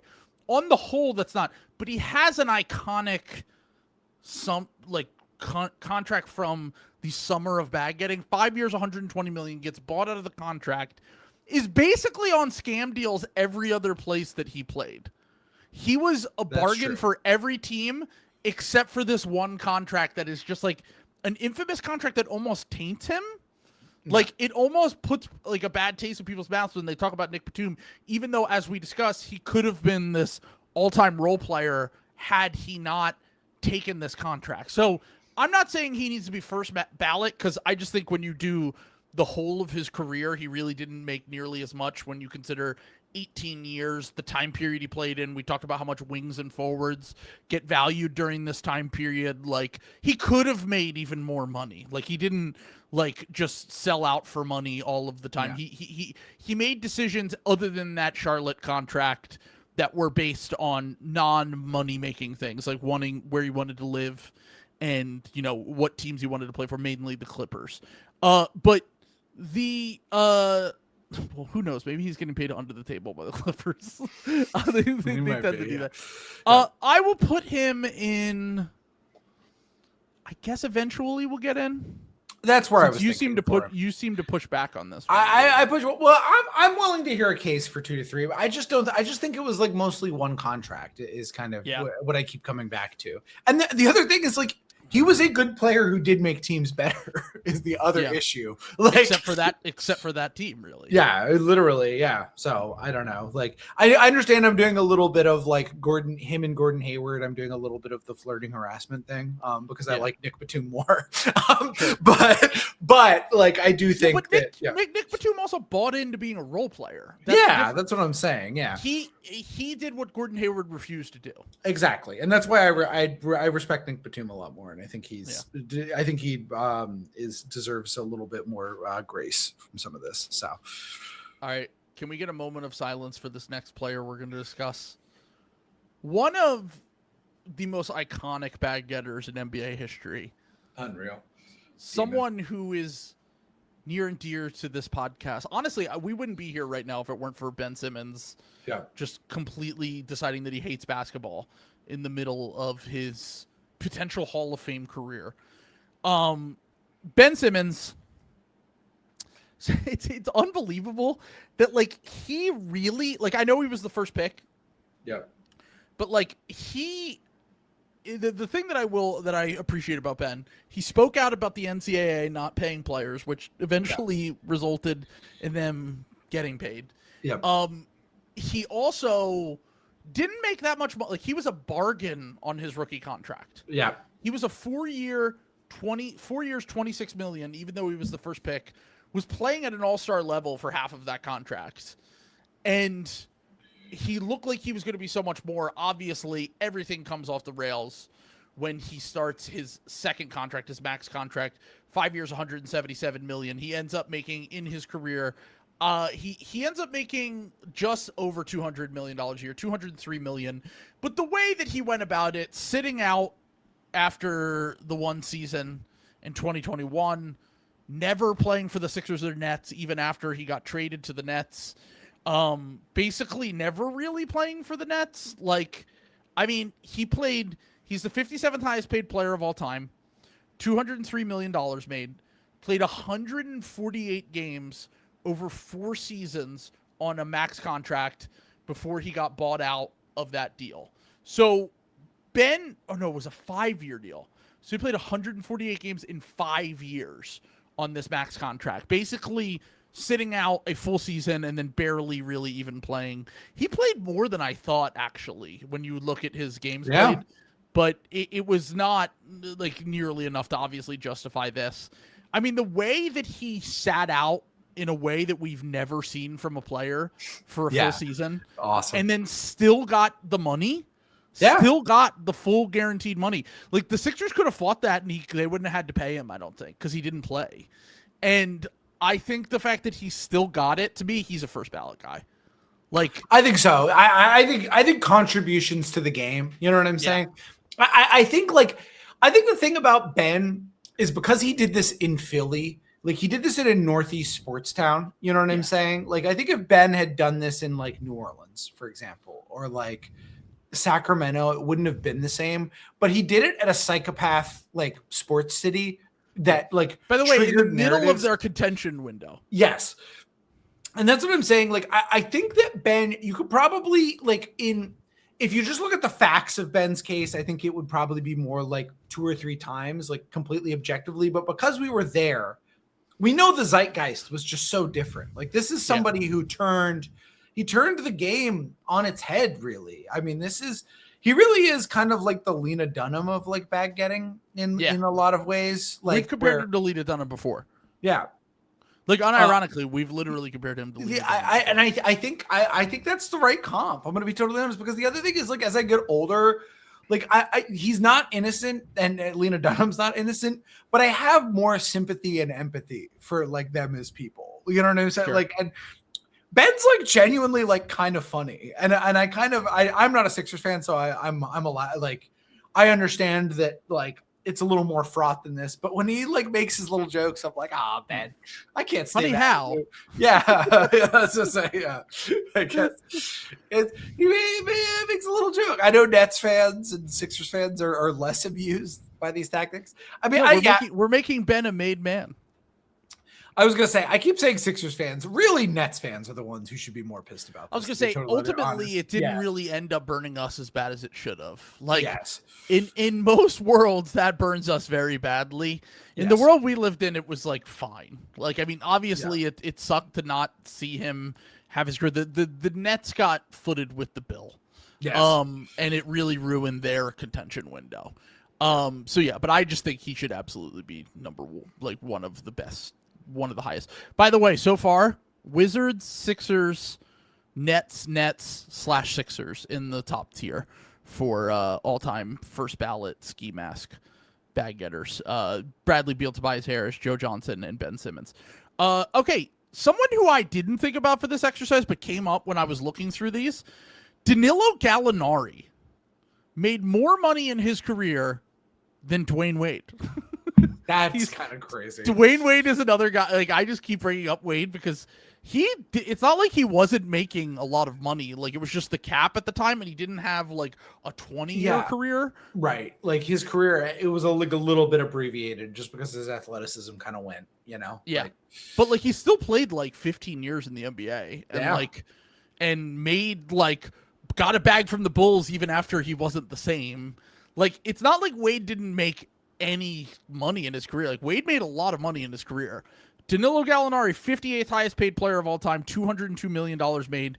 Never made more than around $20 million a year in his career, though. That was the incredible thing about him. He signed a 4-year, $42 million contract, a 3-year, $45 million contract, a 3-year, $64 million contract, and a 3-year, $61 million contract. He basically made anywhere from 15 to 20 million for 4 different contracts in his career, which is what ultimately got him over 200 million. And I never think of him in another guy that I just never think of when it comes to an exercise like this, but like the 58th highest paid player in NBA history today and made over $200 million in his career. Yeah. I was a good player, but like, once again, another player that just never made an all-star game. Like, you know, was never like really in like iconic playoff series or, you know, Danilo Gallinari is just another guy that like, he just kind of is like a good, solid guy. My number one thing I think of him is him just being on a warpath with like New York models, like the whole time he was like playing for the Knicks. Like, I think he was linked to like dating Michelle Trachtenberg at the time. Rest in peace, by the way, to the demon herself. So when you think about him, do you think about him in a Knicks jersey, a Nuggets jersey? Knicks. I think about him in a Clippers jersey, but that might also be because I got back into the NBA when he was on the Clippers. And then he got traded to, I forgot he played for the Thunder. Yeah. Played for the Thunder, played for the Celtics. Yeah. Played for us. Yep. Well, never really did, right? Didn't he like tear his shit and then never really played for you guys? Yeah, not really. No. Yeah. But he was on the bench. Still got a bag. Still got like $12 million from you guys. Yeah. So what do you think about him? Because I just don't like. I don't know what to do with him. Like, I guess he's fringe. He was like pretty good though. Like I never really. There was never a time where I looked at Danilo Gallinari and thought he was overpaid. And maybe that's an optics thing on my end, but he was always like pretty good. Once again, another guy that just cashed in exactly at the right time every single time. Like, once again, I just read off his contracts. Like, it's not like he never got like a max or anything like that. Like, he always just got like pretty good money for the time period. And it's just it was kind of crazy to me when I saw that he made over 200 million in his career.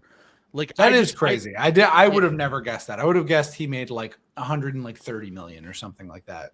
Like, okay, the player ahead of him is Ben Simmons, who we just discussed, all-time bag getter. Yep. The players right behind him: Luka Doncic, that's crazy. Zach Randolph, Dwayne Wade, Kemba Walker, Julius Randle, Paul Pierce. Like the players that he made more money than are like Hall of Famers and multiple-time All-Stars. Yeah. But obviously different time periods and stuff like that. So I'll put him in fringe. I don't feel particularly strong about this one. Yeah. I definitely don't think, outside of maybe the end of his career when he was with the Hawks, that he was ever like overpaid.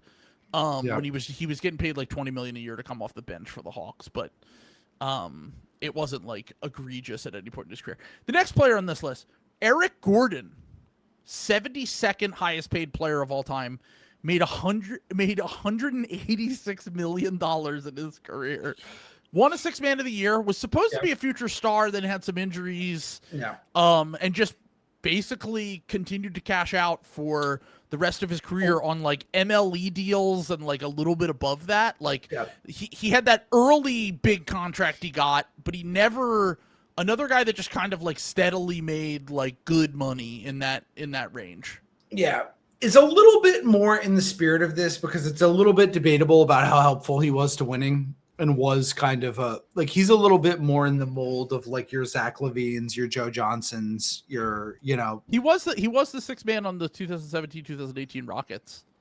Yeah, I think of I think probably the most similar player, like if we had a basketball reference page for bag getting and we had like relatability scores, I think Bradley Beal would probably be his comp. Like I think they'd have a very similar archetype. He just never bigger than him. I always say Desmond Bane is kind of like the idea of what Eric Gordon could have been. I'm sorry, I mean bag getting. I'm not saying literal physical dimensions. I'm just saying the bag getting career is very similar. He didn't get a supermax the same way. Another really funny Eric Gordon thing. One of the only times I can remember a player going into the media after he signed a max offer sheet with the restricted free agency with the Suns. His first year. They did the printed out thing, right? They had a cardboard cutout of him in a Suns jersey. I think so. Yes. Yeah. So one of I remember this happening. He did that, and he went to the Pelicans and said, "Please do not match this. Please don't match this. Please." And then they did. Don't. And then they matched it, which is so funny. And then he played there for, it wasn't like they turned around and traded him or like did like, no, he played the whole contract there. Yeah. Like he played the whole entire contract there in New Orleans. So 4 years, $58 million in 2012, which was a lot of money back then. Yes. That was, and then he signed a 4-year 52. What's very funny about that is that, I don't know if you realize this, but I'm pretty sure that, okay, so maybe I'm wrong here. No, okay, they had cap space. Okay, never mind. I thought it was an MLE deal he got from the Rockets, but he got a 4-year, $52 million contract in 2016 from the Rockets. After he had a 4-year, $58 million contract with the Hornets. And then 4-year, $75 million extension he signed with the Rockets just before Daryl Morey left, which kind of left them stuck with that. That was the one time that I feel like he very obviously got overpaid. But do we think Eric Gordon gets in or not? $186 million is never even really like a good starter. Like his best years were as a sixth man. I think he's a 2 to 3 time guy. I think I'm going to do that. I think I'm going to go there because I think like guys like CJ, like he made real money.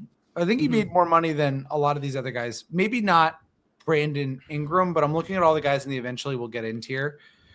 CJ is a better player than Eric Gordon. I've watched both of those guys. Maybe the stats do not agree with me, but I'm sorry. I've watched these guys. I don't think anyone would disagree with that. Okay. Like this is a guy, I think that this is a guy who never quite hit the peaks that you need on a first ballot Hall of Famer, but I think he embodies a lot of what we're going for in this exercise. Long story short. So 2 to 3 times alongside Gordon Hayward, Zach LaVine, and Eric Gordon. That does feel spiritually right. Yeah. So the next player, an icon of bag getting and also infamous quotes, one Rudy Gay, in his Kings jersey. Welcome to basketball hell. In the photo here, looking very sad to be on the Kings as well in his photo. In his career, Rudy Gay was the 78th highest paid player of all time, and he made $181 million.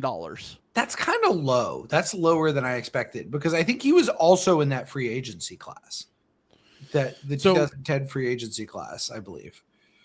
I don't think he was, but hold on. I'm going to pull it up right now. Pull it up. He played 17 years. He was in the NBA for a very long time.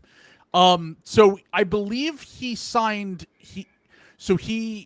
I think he signed back with the Grizzlies in 2000. He was 2010 to 2014, but I think he had an extension with them. He might have been in that class. I don't know. But then he signed a 3-year, $40 million deal with the Kings. Ended up bouncing around during that time period. I mean, he ended up famously went from the Grizzlies to the Raptors, and the Grizzlies immediately got good. And then he went from the Raptors to the Kings, and they immediately got good. Got good. Yeah. So he bounced around in his career, played for a lot of teams. Very similar to a Joe Johnson type, but not he was another guy that just never made an all-star game. Tobias Harris, Joe Johnson flow, same. Obviously, Joe Johnson made a bunch, but just a pure bucket-getting wing who made a ton of money in his career. He's someone that wouldn't get we just saw Benedict Mathurin. Get paid $8 million today. Rudy Gay would get absolutely boned if he came in the league now, but he came in the league at the right time to get bags. And he got a ton.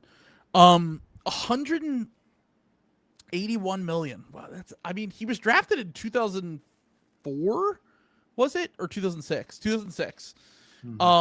So we will be watching Rudy Gay's draft on the next draft stream, won't we? Oh, no, we have to watch 05 on the next one because we watched 2004 last week and we watched 2003 on the Patreon.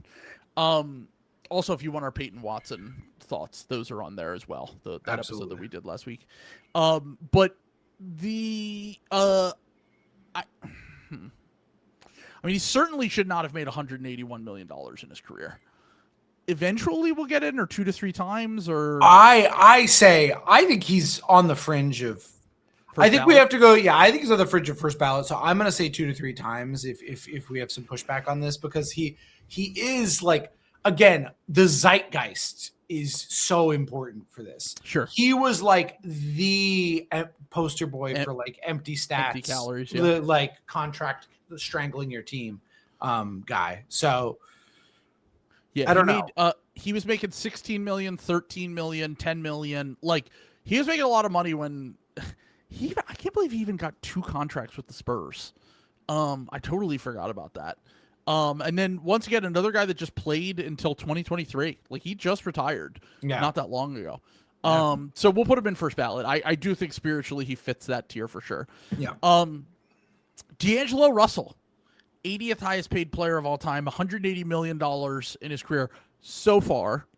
Because I do think that there's a world where he's just he probably gets waived by the Grizzlies at some point here because they have a roster crunch. Yeah. And I think that he could sign with a team for a vet min and then get one more $5 million a year contract just because he's kind of like Dennis Schroeder in that he just never will go away.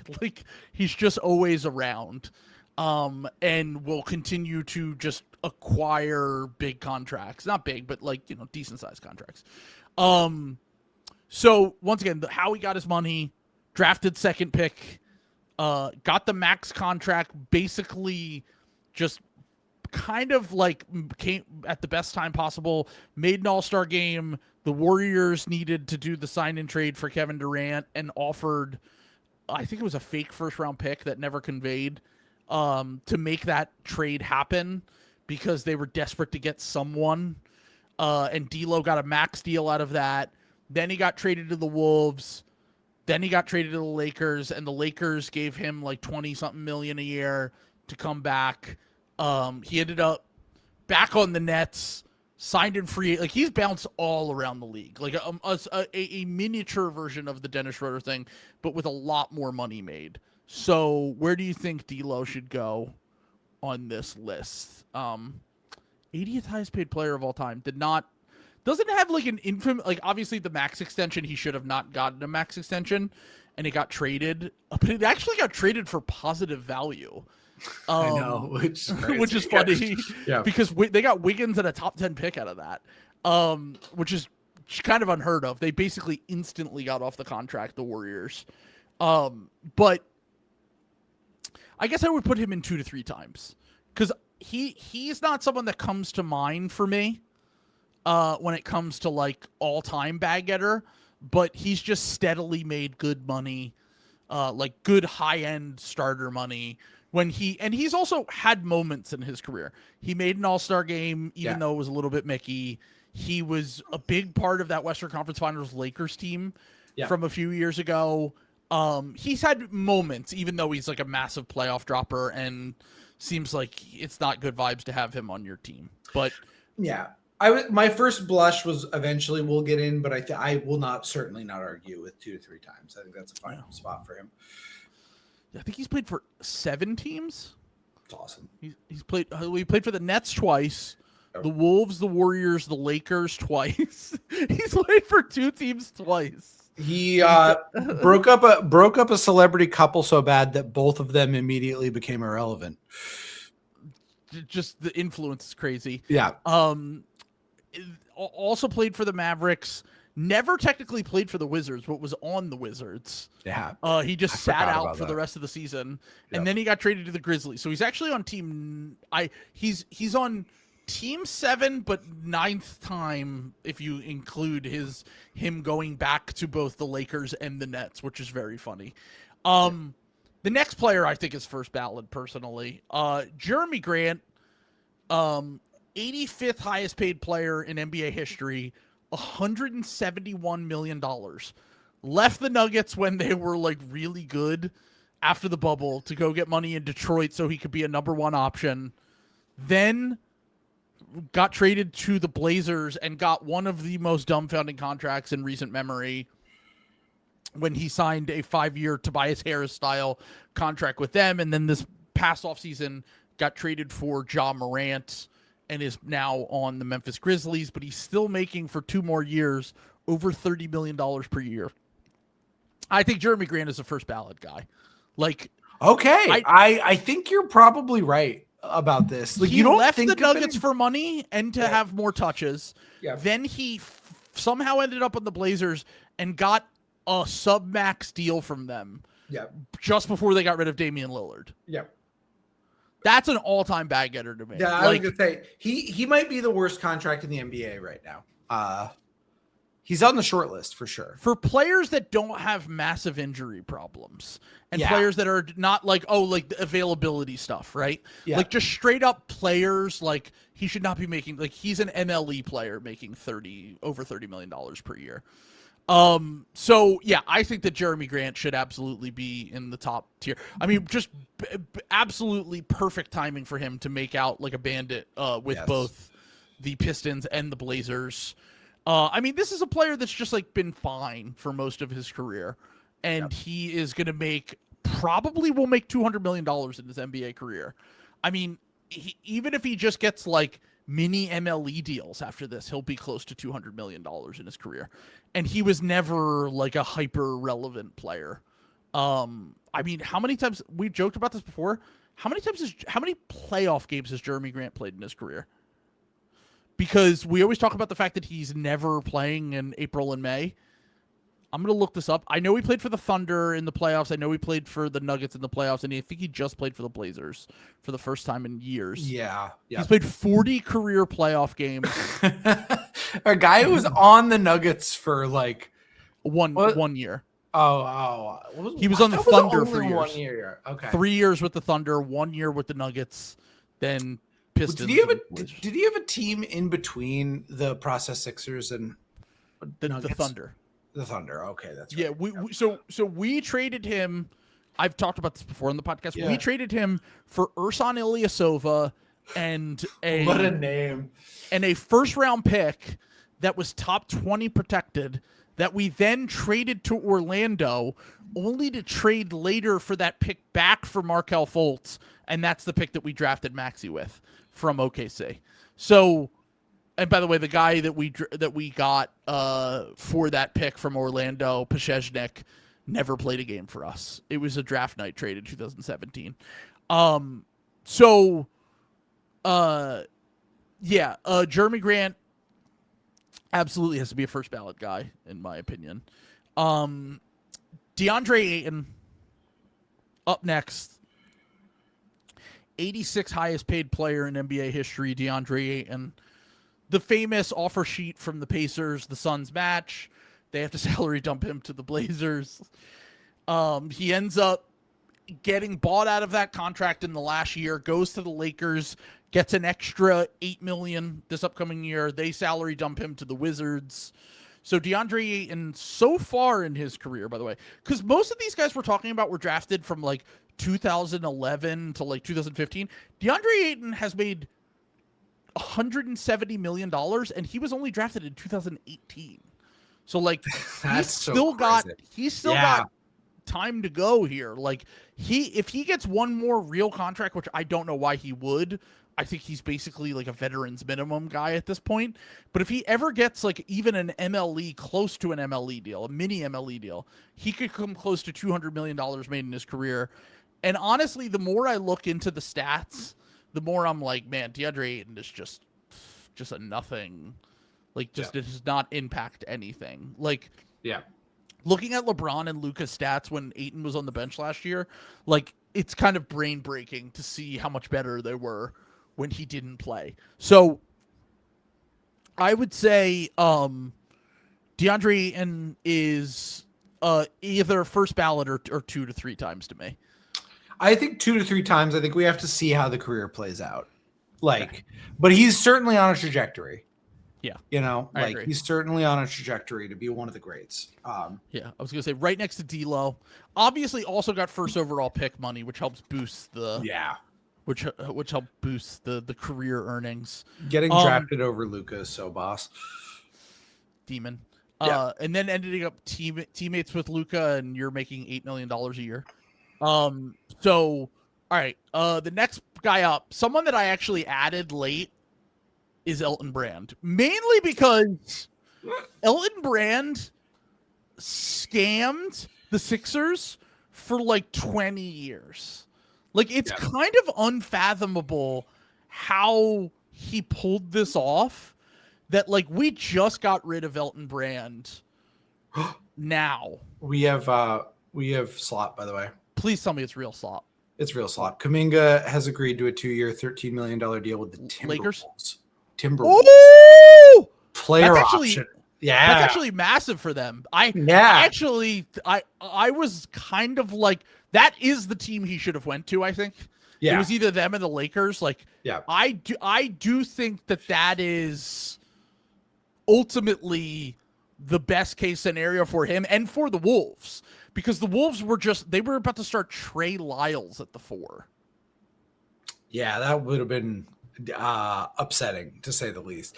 That is kind of big for them, to be totally honest. They just didn't have any power forwards on the roster, like, at all. Yeah.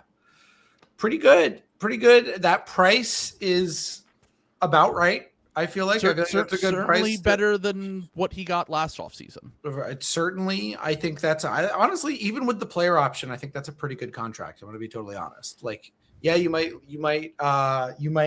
lose him next offseason, but right now you're just going season by season if you're the Wolves. So I think that's kind of that's big for them. I think they guaranteed him the starting spot. I bet. I mean, here's the thing.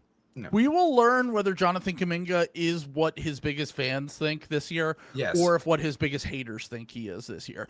I'm a little bit Kuminga neutral at this point, just because I've seen him have at least some moments in the playoffs, even though I think he's like basically a full gone like bozo. Like, he's just kind of full on, like, doesn't really, like, he's just not realistic about what he is as a player.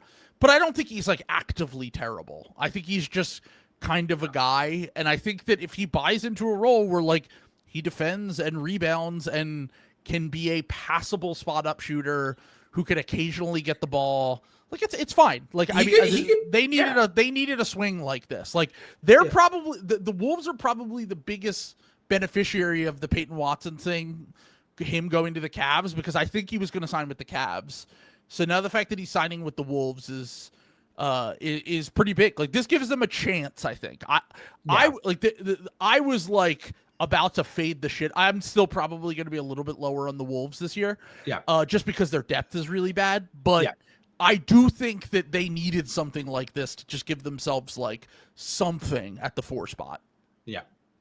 No, and I think that, again, my thing with Kuminga, I think he's like a useful player. I just get so frustrated that he doesn't know what he is. When players like don't know what they are, you know what I'm saying? Sure. Like it's the I've said it before. Yeah. I just think that it's like how long is it going to take for him to just like finally like realize that he needs to do role player things. Yeah. And this is kind of like this is the path, right? This is you're either Andrew Wiggins positive or you're Jeff Green. I'm sorry, Jeff Green, but that's kind of what Jeff Green was in his career. You know what I mean? Sure. Yeah.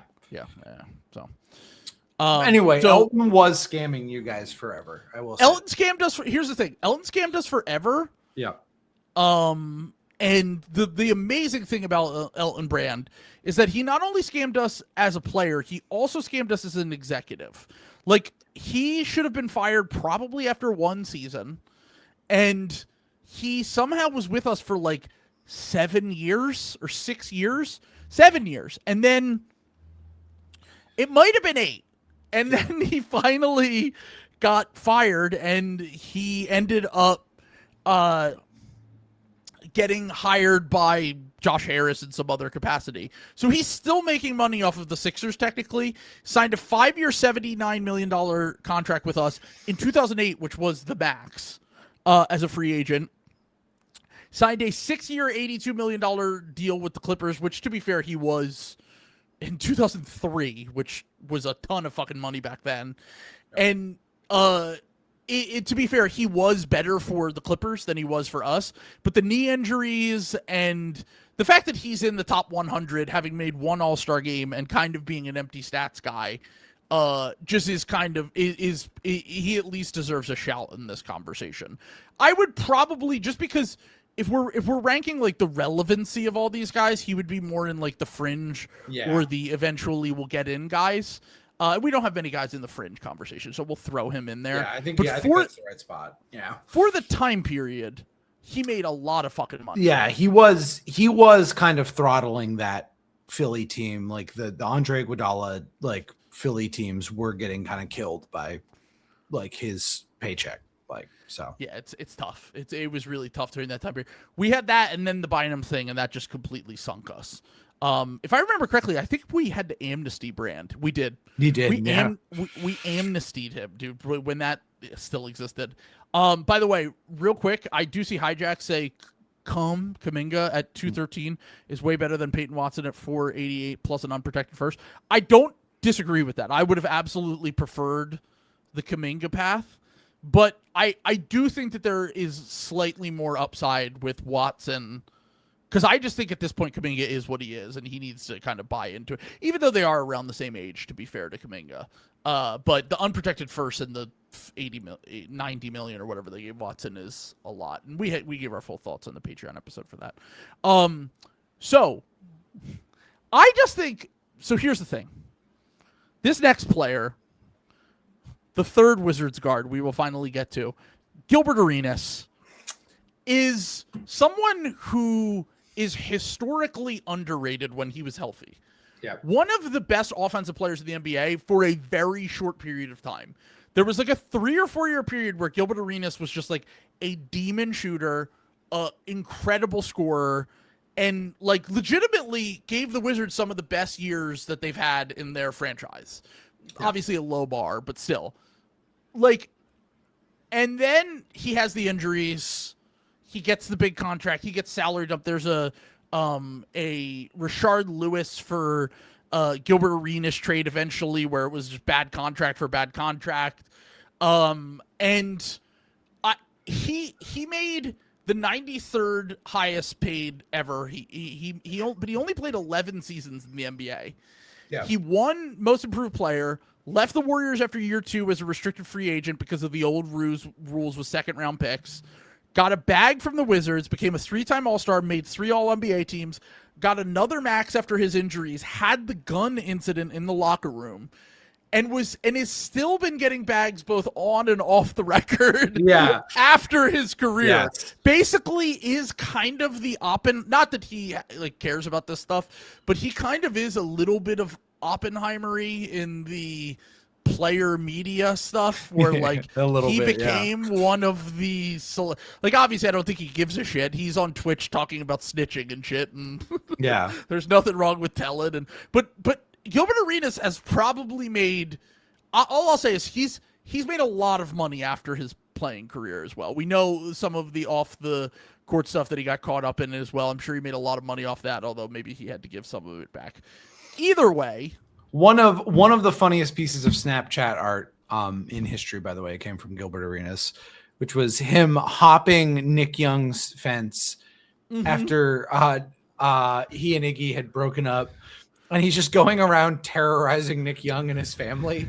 He's in the room like, damn, she really took everything, and like laughing at him for like how empty like Iggy's room is. Yeah, and then he's like insulting his sons. Bit of a sociopath. Yeah, he's like insulting his sons over and over again. And like there keeps being like smash cuts where Nick Young is like, "What the fuck are you?" Like he starts yelling at Gil, and it like cuts. Really, yeah. I mean, if you haven't seen that before, go. I'm sure that's on YouTube. Go check that out. Very funny video. So, I feel like with Gil, if you zoom out, it's not that much money. But when you consider he only played 11 seasons and was only healthy for half of those seasons, really, he made $193 million in. I'm sorry, not 100. 100 and how much did he make? I don't even. Yeah, so something like that. I mean, I think it was like 150, but in the 2000s. Like, he made that money when no one made that money. I'm going to pull it up right now to see his career earnings. So, in his career, he made $163 million. And so that averages out to over $16 million a year, or no, around $16 million a year, because he played 11 seasons technically. Wasn't healthy for half of it. And this was during a time period where no one was making that money. And to be clear, he deserved it. But then the injuries and all that stuff, and then all the post-playing career stuff. Like, to me, I think he's like a 2 to 3 time guy. I don't think he's first ballot, because he was really good. But he kind of is Bradley Beal before Bradley Beal. Yeah, he is. Yeah. I mean, $163 million, and Gil retired in 2013. Yeah, I mean, he's definitely a bag getter. He was just so good. That's like the main disqualifying thing, is he was good. But like, again, the injuries. Yeah, I think it's right. Third team All NBA. Yeah, I'm going to say 2 to 3 times. Yeah, I think that's the right spot. For him. Speaking of someone with some off the court money making activities, Sam's guy Terry Rozier has to be first ballot for me. I'm not budging off of this. He made $96 million in his career, $160 million in his career, and also we know what was going on allegedly off of the court as well.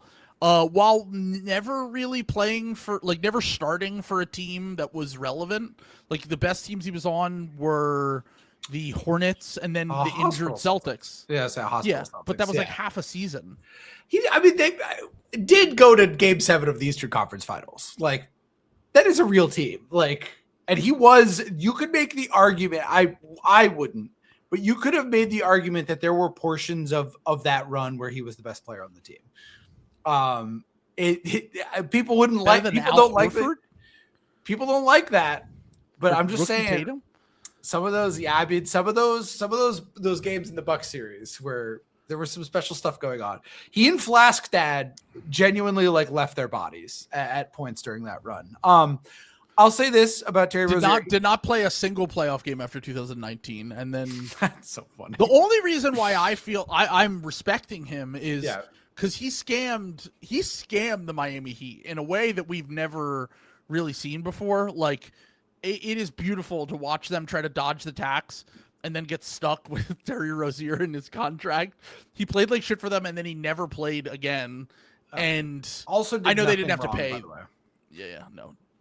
I'm genuinely, he's getting in trouble for something that Giannis is doing out in the open every day. Oh, right. I was going to say the prediction market stuff yeah. is like just as equally as cynical.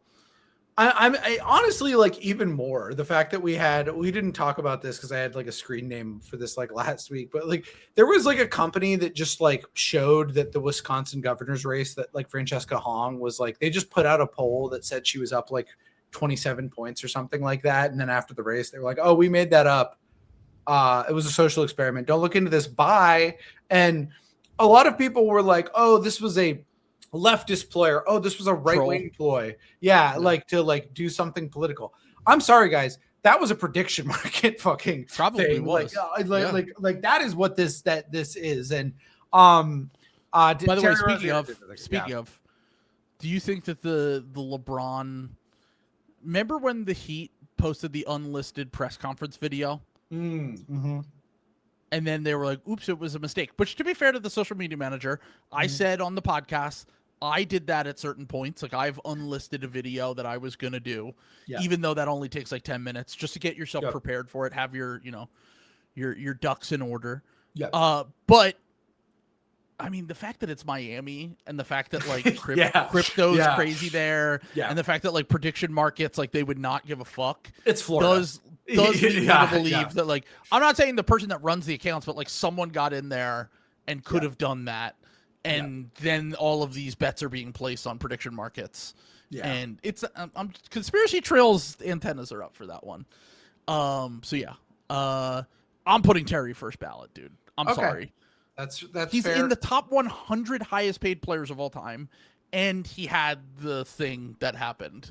Like, to me, there's no, I mean, if I'm putting Jeremy Grant up there, I have to put Terry Rozier on there, first ballot, in my opinion. So speaking of bench players, basically, Tim Hardaway Jr., 98th all time, 156 million. Just thought that these guys should be mentioned. Him and Jonas Valanciunas. Jonas Valanciunas just retired from the NBA, made over $150 million in his career. That's kind of crazy. I forget that his Raptors, he had that Raptors extension that was pretty big. Like, and he just kind of is another guy that just like kind of kept getting like decent deals. Yeah. And he's the 100th highest paid player. Tim Hardaway Jr. is the 156th. I would say, I'll say we don't have anyone in not getting in. Yeah. I would say just because Jonas Valanciunas will be off of this list very soon. Like by next year, he'll be off the top 100. He shouldn't have made over 150 million in his career, but he never got like an egregiously terrible contract. I never think of him when it comes to this. I would say I definitely think of Tim Hardaway Jr. I was going to say, I strongly feel Tim Hardaway Jr. is either eventually will get in or maybe even 2 to 3 times. Like, he is one of the, he is one of the great, had 2 different bad contracts with the Knicks.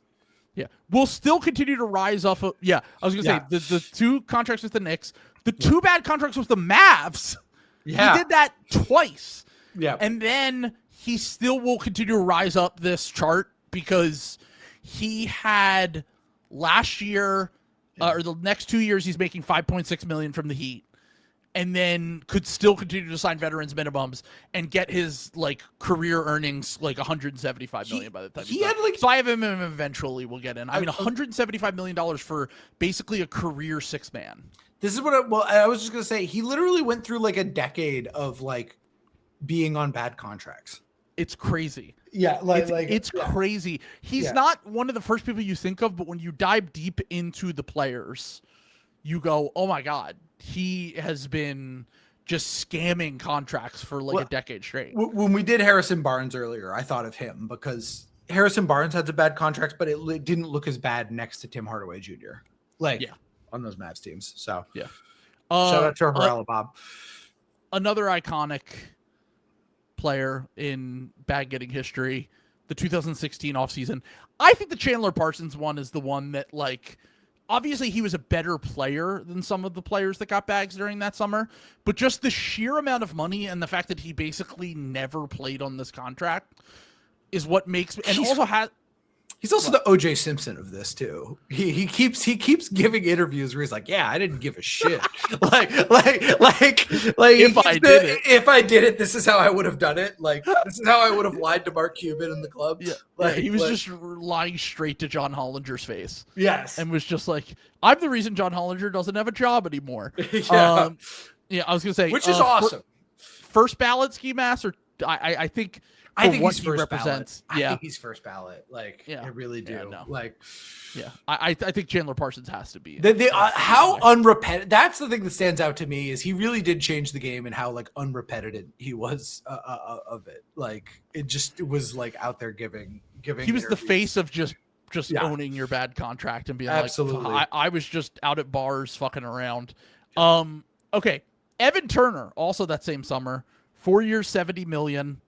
From the Blazers was basically he got salary dumped at the end of it, but like outside of the 2018-2019 playoffs when he had like a few moments for that team was basically like a bench player the entire contract. Fell out of their rotation during this contract, never had the injuries that Chandler Parsons had, but was just undeniably, I mean, for 4 years, $70 million in 2016 was crippling for a team that just. I do think that there is like it's not a massive sliding doors moment because I don't think the Blazers were ever going to win a title, but I do think dumping Batum to pay Evan Turner and Alan Crabb they tried to pay Alan Crabb? No, they did. Well, I think they did pay Alan Crabb, and then they traded him back to the Nets. Oh, that was it. Yeah. Yes. Okay, yeah. So to pay those two when you could have just paid Nick Batum and like had like a normal-ish team that had like a higher floor, and honestly, like who knows? Maybe they scam a finals appearance during that run if that happens. Like they scammed a Western Conference Finals even with this happening. Yeah. So I think that Evan Turner was obviously very crippling for their books and for that offseason. But the two guys that I think of when it comes to this offseason, I forgot to include Delly on here, speaking of bad guys from this summer. But the two guys I think of from this summer are Mozgov and Chandler Parsons. Yeah, non-injury related. I was to say Luol Deng also kind of. I was gonna say I lumped in Mozgov and Deng in one. Yeah. Because they both signed with the Lakers during that offseason. Yeah. But Deng was a good player that just happened to get injured. Yeah, he just got injured. Yeah. So I'll put Evan Turner in eventually will get in, I think. Yeah, I think that's a fair place for him. Yeah. It's really one contract, but he did, He didn't even crack $100 million in his career, which a lot of these guys have cracked well over $100 million. Yeah, he immediately went back to the Celtics and like he's still working, so the bag getting wasn't that good if you still have a job. Like he has a podcast with Andre Iguodala, or he did at one point. Timothy Mozgov is the next up. 4 years, $64 million. Just kind of a disaster contract straight up out of the jump. It was actually less than Evan Turner. Yeah, I remember that. Oh, God, I thought Evan Turner got so much fucking money from the Blazers. I mean, the Mozgov deal was. I mean, he retired halfway through this contract, I think. I think he's an eventually will get in guy. Okay. Here. Okay.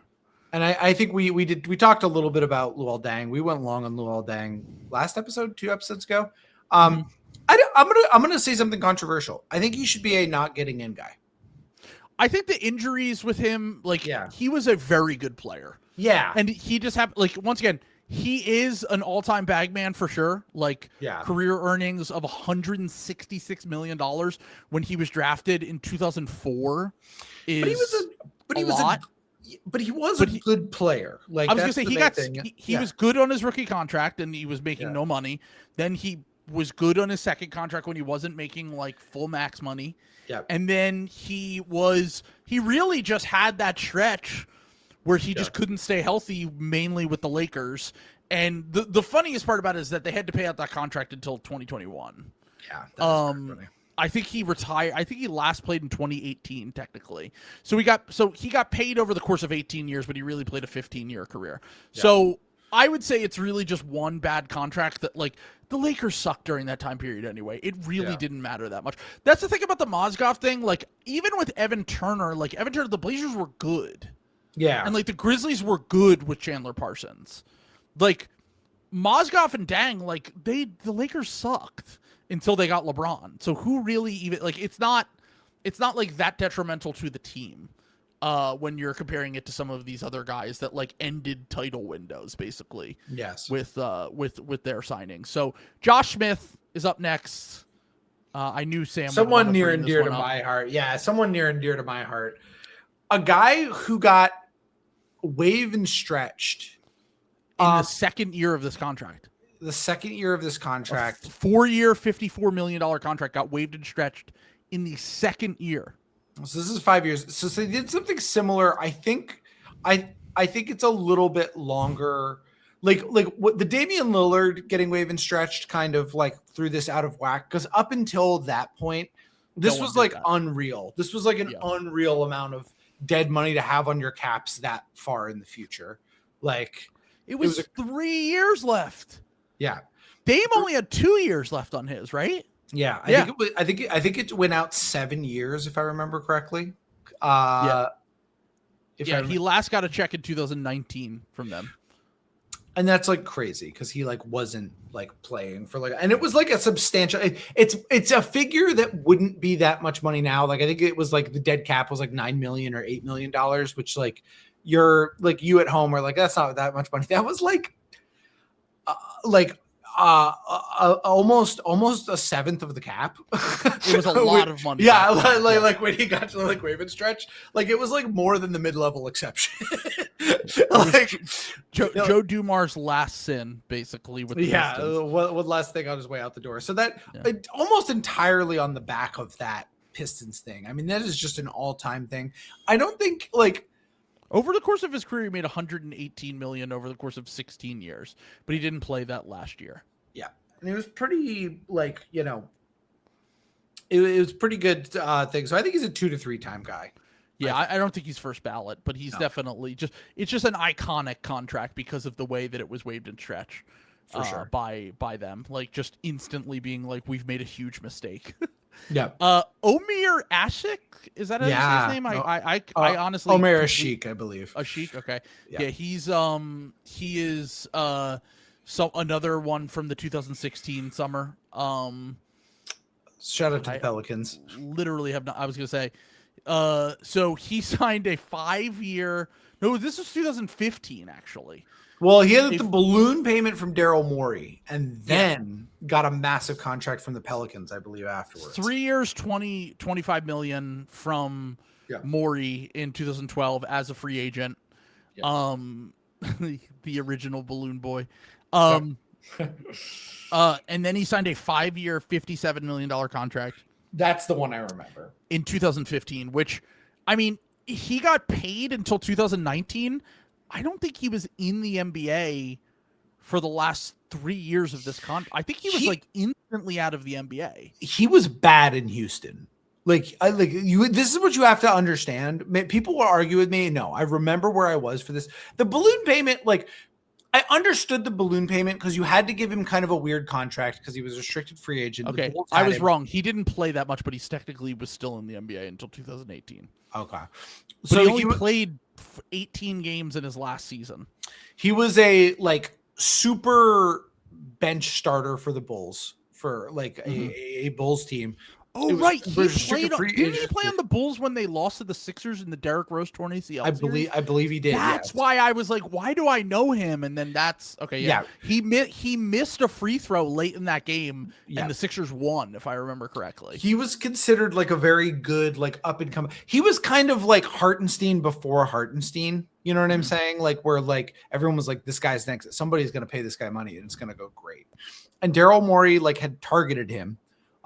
Him and Jeremy Lin, I believe it was the same offseason. He gave both those guys balloon payments to lure them away from their teams. And he was not quite as good. Who knew you get away from a Tom Thibodeau defense, and it turns out you're maybe not quite as good. But he ended up being kind of bad by the end of it. And the Pelicans came in and were like, hold up. This is This is why Daryl Morey just refused to pay anyone that was unproven and anyone that was like a role player later. He was just like, it just cursed him for the rest of time that he was never going to value role players because he always would do shit like this and it backfired. This was a pretty bad contract. I put this in the same tier as Mozgov. I think this is an eventually we'll get in thing because this is like a guy who was like mostly a bad player. Like outside of like a very specific context, for and he made $72 million in his career. That's so crazy. Must be so nice. Crazy. Yeah. Bismack, also from the Cap Space Summer. Bismack Biyombo. He got 4 years, $72 million, I think, during that summer. This is hard for me because I'm so charmed by Bismack that like I only remember when he was good because it was such a fun surprise for me. You know what I'm saying? So I like on the Raptors. Yeah, like on the Raptors, he'd like have like spots start. I think he had like an okay Hornets? Run for the Suns at one point, if I'm remembering correctly, too. Like stretch of games at some point. I think he's fringe. Okay, hold on. I'm pulling this up. $100 million made in his career. Wow, that's awesome. $100 million. Yeah, the bad contract is really all of that though, which was the contract from the Magic that just kind of made them eat it. All right, we'll put him in fringe. Yeah. I'll leave it up to your judgment because I really don't remember all that much. Yeah, was not as tuned in during that time period. Ian Mahimny, is that how you say Jan Mahimny? Jan Mahimny. I apologize. Yeah. I only know this guy because every time, first off, he was still on the Wizards, if I remember correctly, when the Sixers played them in like 2021 in the playoffs, I think.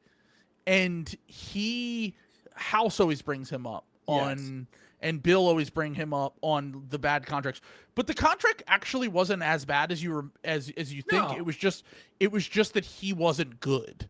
So it was like, it was more that like he, hold on, I'm gonna find his contract here. What happened was he was a part of the Mavericks championship team, and he got to kind of aura farm off that, and immediately got his contract cashing in on that, like.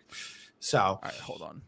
Yeah, he was still on. So he was on the Wizards until 2020. He was still on the Wizards, but so cool. But he only played like he was like a fringe player. Only played like 30 games a year. Hold on, let me pull this up. So he had a 4-year, $64 million contract that he signed during the Cap Space Summer. Also signed a 4-year, $16 million deal when that was more money off of the Mavericks championship, and yeah, I mean, I don't really think of him because obviously it wasn't like I wasn't like super into this when he signed during that offseason. So I'll leave this up to your judgment on his contract. I mean, it is a pretty staggering amount of time to be bad. I will say, and be getting contracts. The thing is, I think it's pretty much all like the Wizards, like doing this over and over and over again. He only made $83 million in his career, and $64 million were from the Wizards deal. It's in between fringe and eventually we'll get in. I think we give him fringe, but he is like because he's only torturing one specific fan base, really. But like it is kind of impressive, though. I will say that. So okay, I will put him in fringe. Thad Young, this was your suggestion. The Prometheus of Harrison Barnes. $152 million. Never made more than $15 million a year in his career. Which, I mean, the cap was just not big enough. But always sold on the thing about Thad is that I remember Russillo and Bill used to have this joke about how he was always, Thad's only 24. You know, like it was always like you always wanted more from Thad, and it was just like we always thought that he was going to become something, and then he just turned out to be solid for 15 years in the NBA.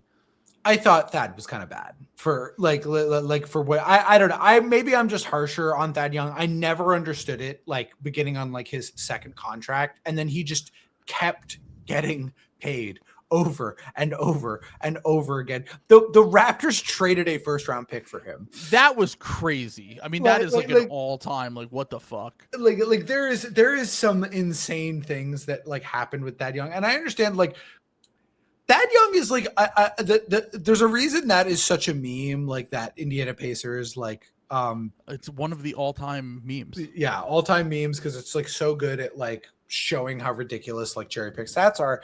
But like Thad Young, people will like defend me like, oh no, Thad Young was like a good player. He really wasn't. I'm sorry, like he really was not a good player, and he was just. I love around. Thad Young when he was on the Sixers. I'm sure you did. This is it. He is the. He also was off the Sixers by the time he was 25. So I just think that this is like, if you're going to be mean to Harrison Barnes, you have to keep that same energy for Thad Young, because these guys are the same player. Million is a lot for that time period. He played from 07 and really got paid all of his money until like 3 years ago. Harrison Barnes contributed to winning more than Thad Young ever did. So sure. I'm just saying, like, and if Thad Young was there earlier, I think we can just put him in fringe, but I have to. I'll put him in eventually. We'll get in. That's fine. Okay. Speaking of Raptors, Garrett Temple. Basically, I had a category called career coaches, where these are basically player coaches for most of their career. Garrett Temple played 16 years in the NBA because he was a good guy. Literally, awesome. He started. You want to guess how many games in his career that he started over the course of 16 years? 16 NBA years. I'm going to guess that he started more 93 games. So he had a stretch where he actually started a lot for bad teams. Okay. And he actually Kings, I think, were most of his career was the Kings and the Wizards and stuff.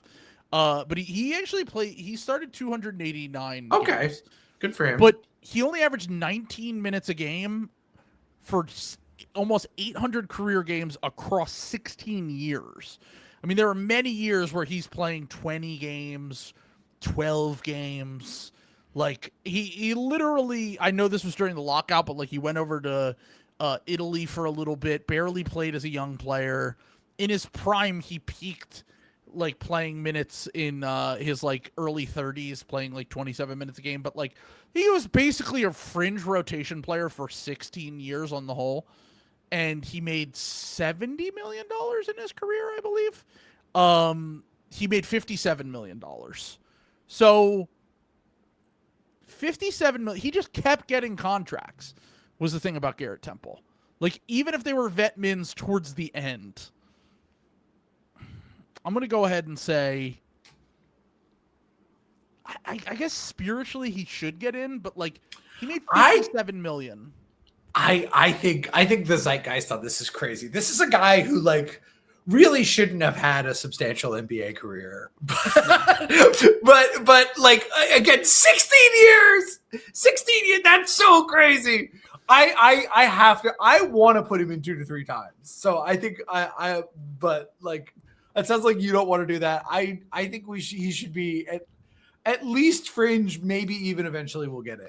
Okay. So just to put it in perspective, his first few years in the NBA, he plays for like 6 teams in his first 2 years in the NBA. He's barely an NBA player.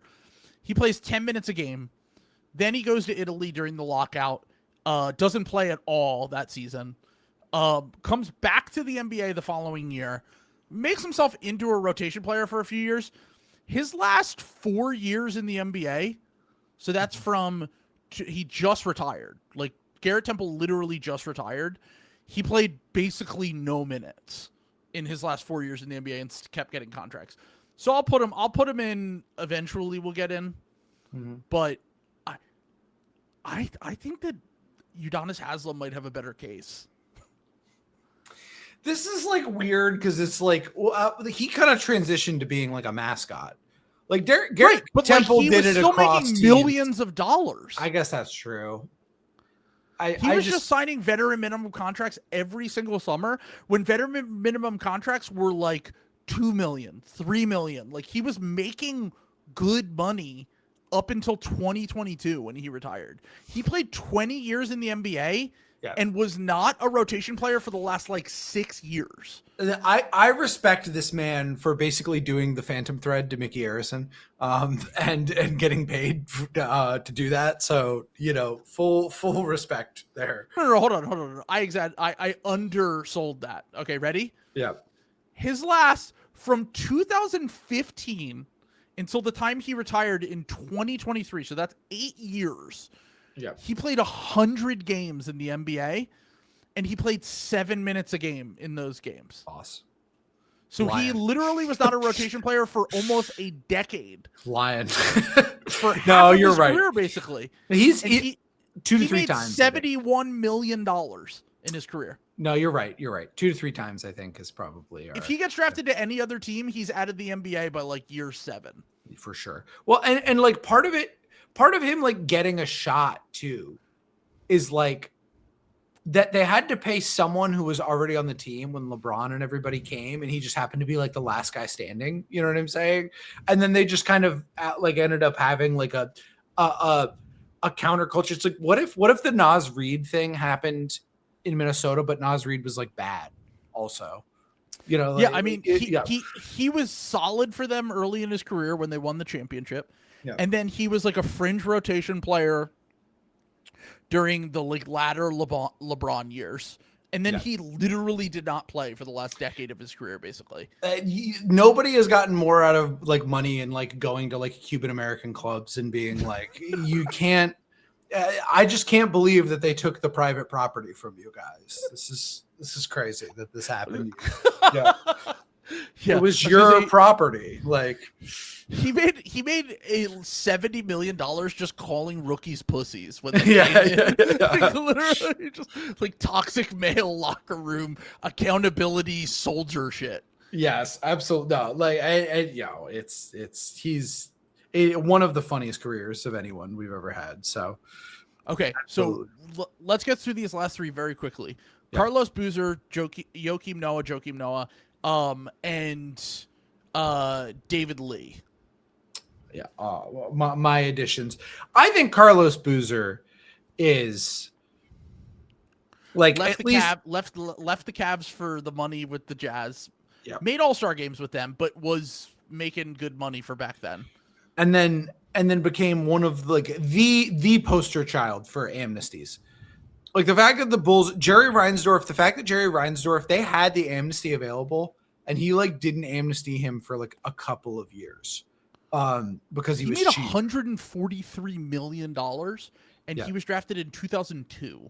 That's breaking my brain. Yeah. Because just it was like players did not make money back then like that. No. It's crazy. I think he's at least a 2 to 3 times guy. He was like, again, one of the godfathers of this 100%. So he made one All-NBA team, 3rd team in 2007 and made 143. I mean, that would be the equivalent of making like $350 million if he was drafted now. Like he made a lot of fucking money for the era. Joakim Noah really just had the one bad contract with the Knicks. Everything else was like, I looked into it, like completely normal to like fine. Like he honestly might even be a bit of a scam. Yeah, so let's put him not getting in. It is so funny. The Knicks contract was just like horrible. Yeah, and they also had to waive and stretch that too. Yeah. So he was getting paid for 2 years after he retired medically from the NBA. In 2021, that contract ran out. So it definitely needs to be mentioned, but I would say not getting in. Yeah, I mean the Knicks contract was really bad, but like he was getting paid. He made a first-team All-NBA and won a Defensive Player of the Year, making $11 million a year from the Bulls. Yeah. So obviously, $11 million back then was a lot more. But I'm just saying, it's like he proved his value on that contract with the Bulls, and then had a bunch of injuries. David Lee, this was another one that you wanted to put in there. Active empty stats guy. Had a 6-year. Got one of the biggest 6-year deal. One of the longest contracts. Didn't make $100 million in his career though. 92. That is kind of crazy. So maybe he's fringe too, but he was like also bad and like actively hurt them in their title runs. So was drafted during 2005, but then still had like got vet mins after that too. Like hung around for a few years, but yeah, I'll put him fringe. So that's it. Oh no, I had 3 more people that we need to discuss real quick, very quickly. Hold on. Ryan Anderson, Gerald Wallace, and I didn't have them written down, but that was Gerald Wallace was very long ago. Yeah. The Ryan Anderson one, I didn't include him. but he definitely has a case. Another bad Daryl Morey contract that he salary dumped immediately. Yeah. But the players, Cristiano Felicio from the Bulls. Do you remember him? I do remember Cristiano Felicio. Yeah. That's a funny one because that's like a not NBA player like out of nowhere getting like kind of a weird mid-sized deal, which was very funny. It was basically spiritually Patrick Williams before Patrick Williams. 100%. In terms of but we already knew Patrick Williams was not good by the time he got that contract. By the way, Patrick Williams probably should have been on here. I probably should have thrown him on here, but so sorry to Bulls fans for not including him. Two real quick coaches. Doc Rivers has to be included in the all-time bag getting. We didn't even think about Doc. Doc is the all-time, like, again, a politician. Probably made the most money of any coach in history. Him or Spo. It's got to be close. Yeah. Yeah, it's him or Spo. I would imagine he's probably made more. Yeah. To be honest. And Spo and Kerr might catch him, but that's for right now. It's Doc by a wide margin.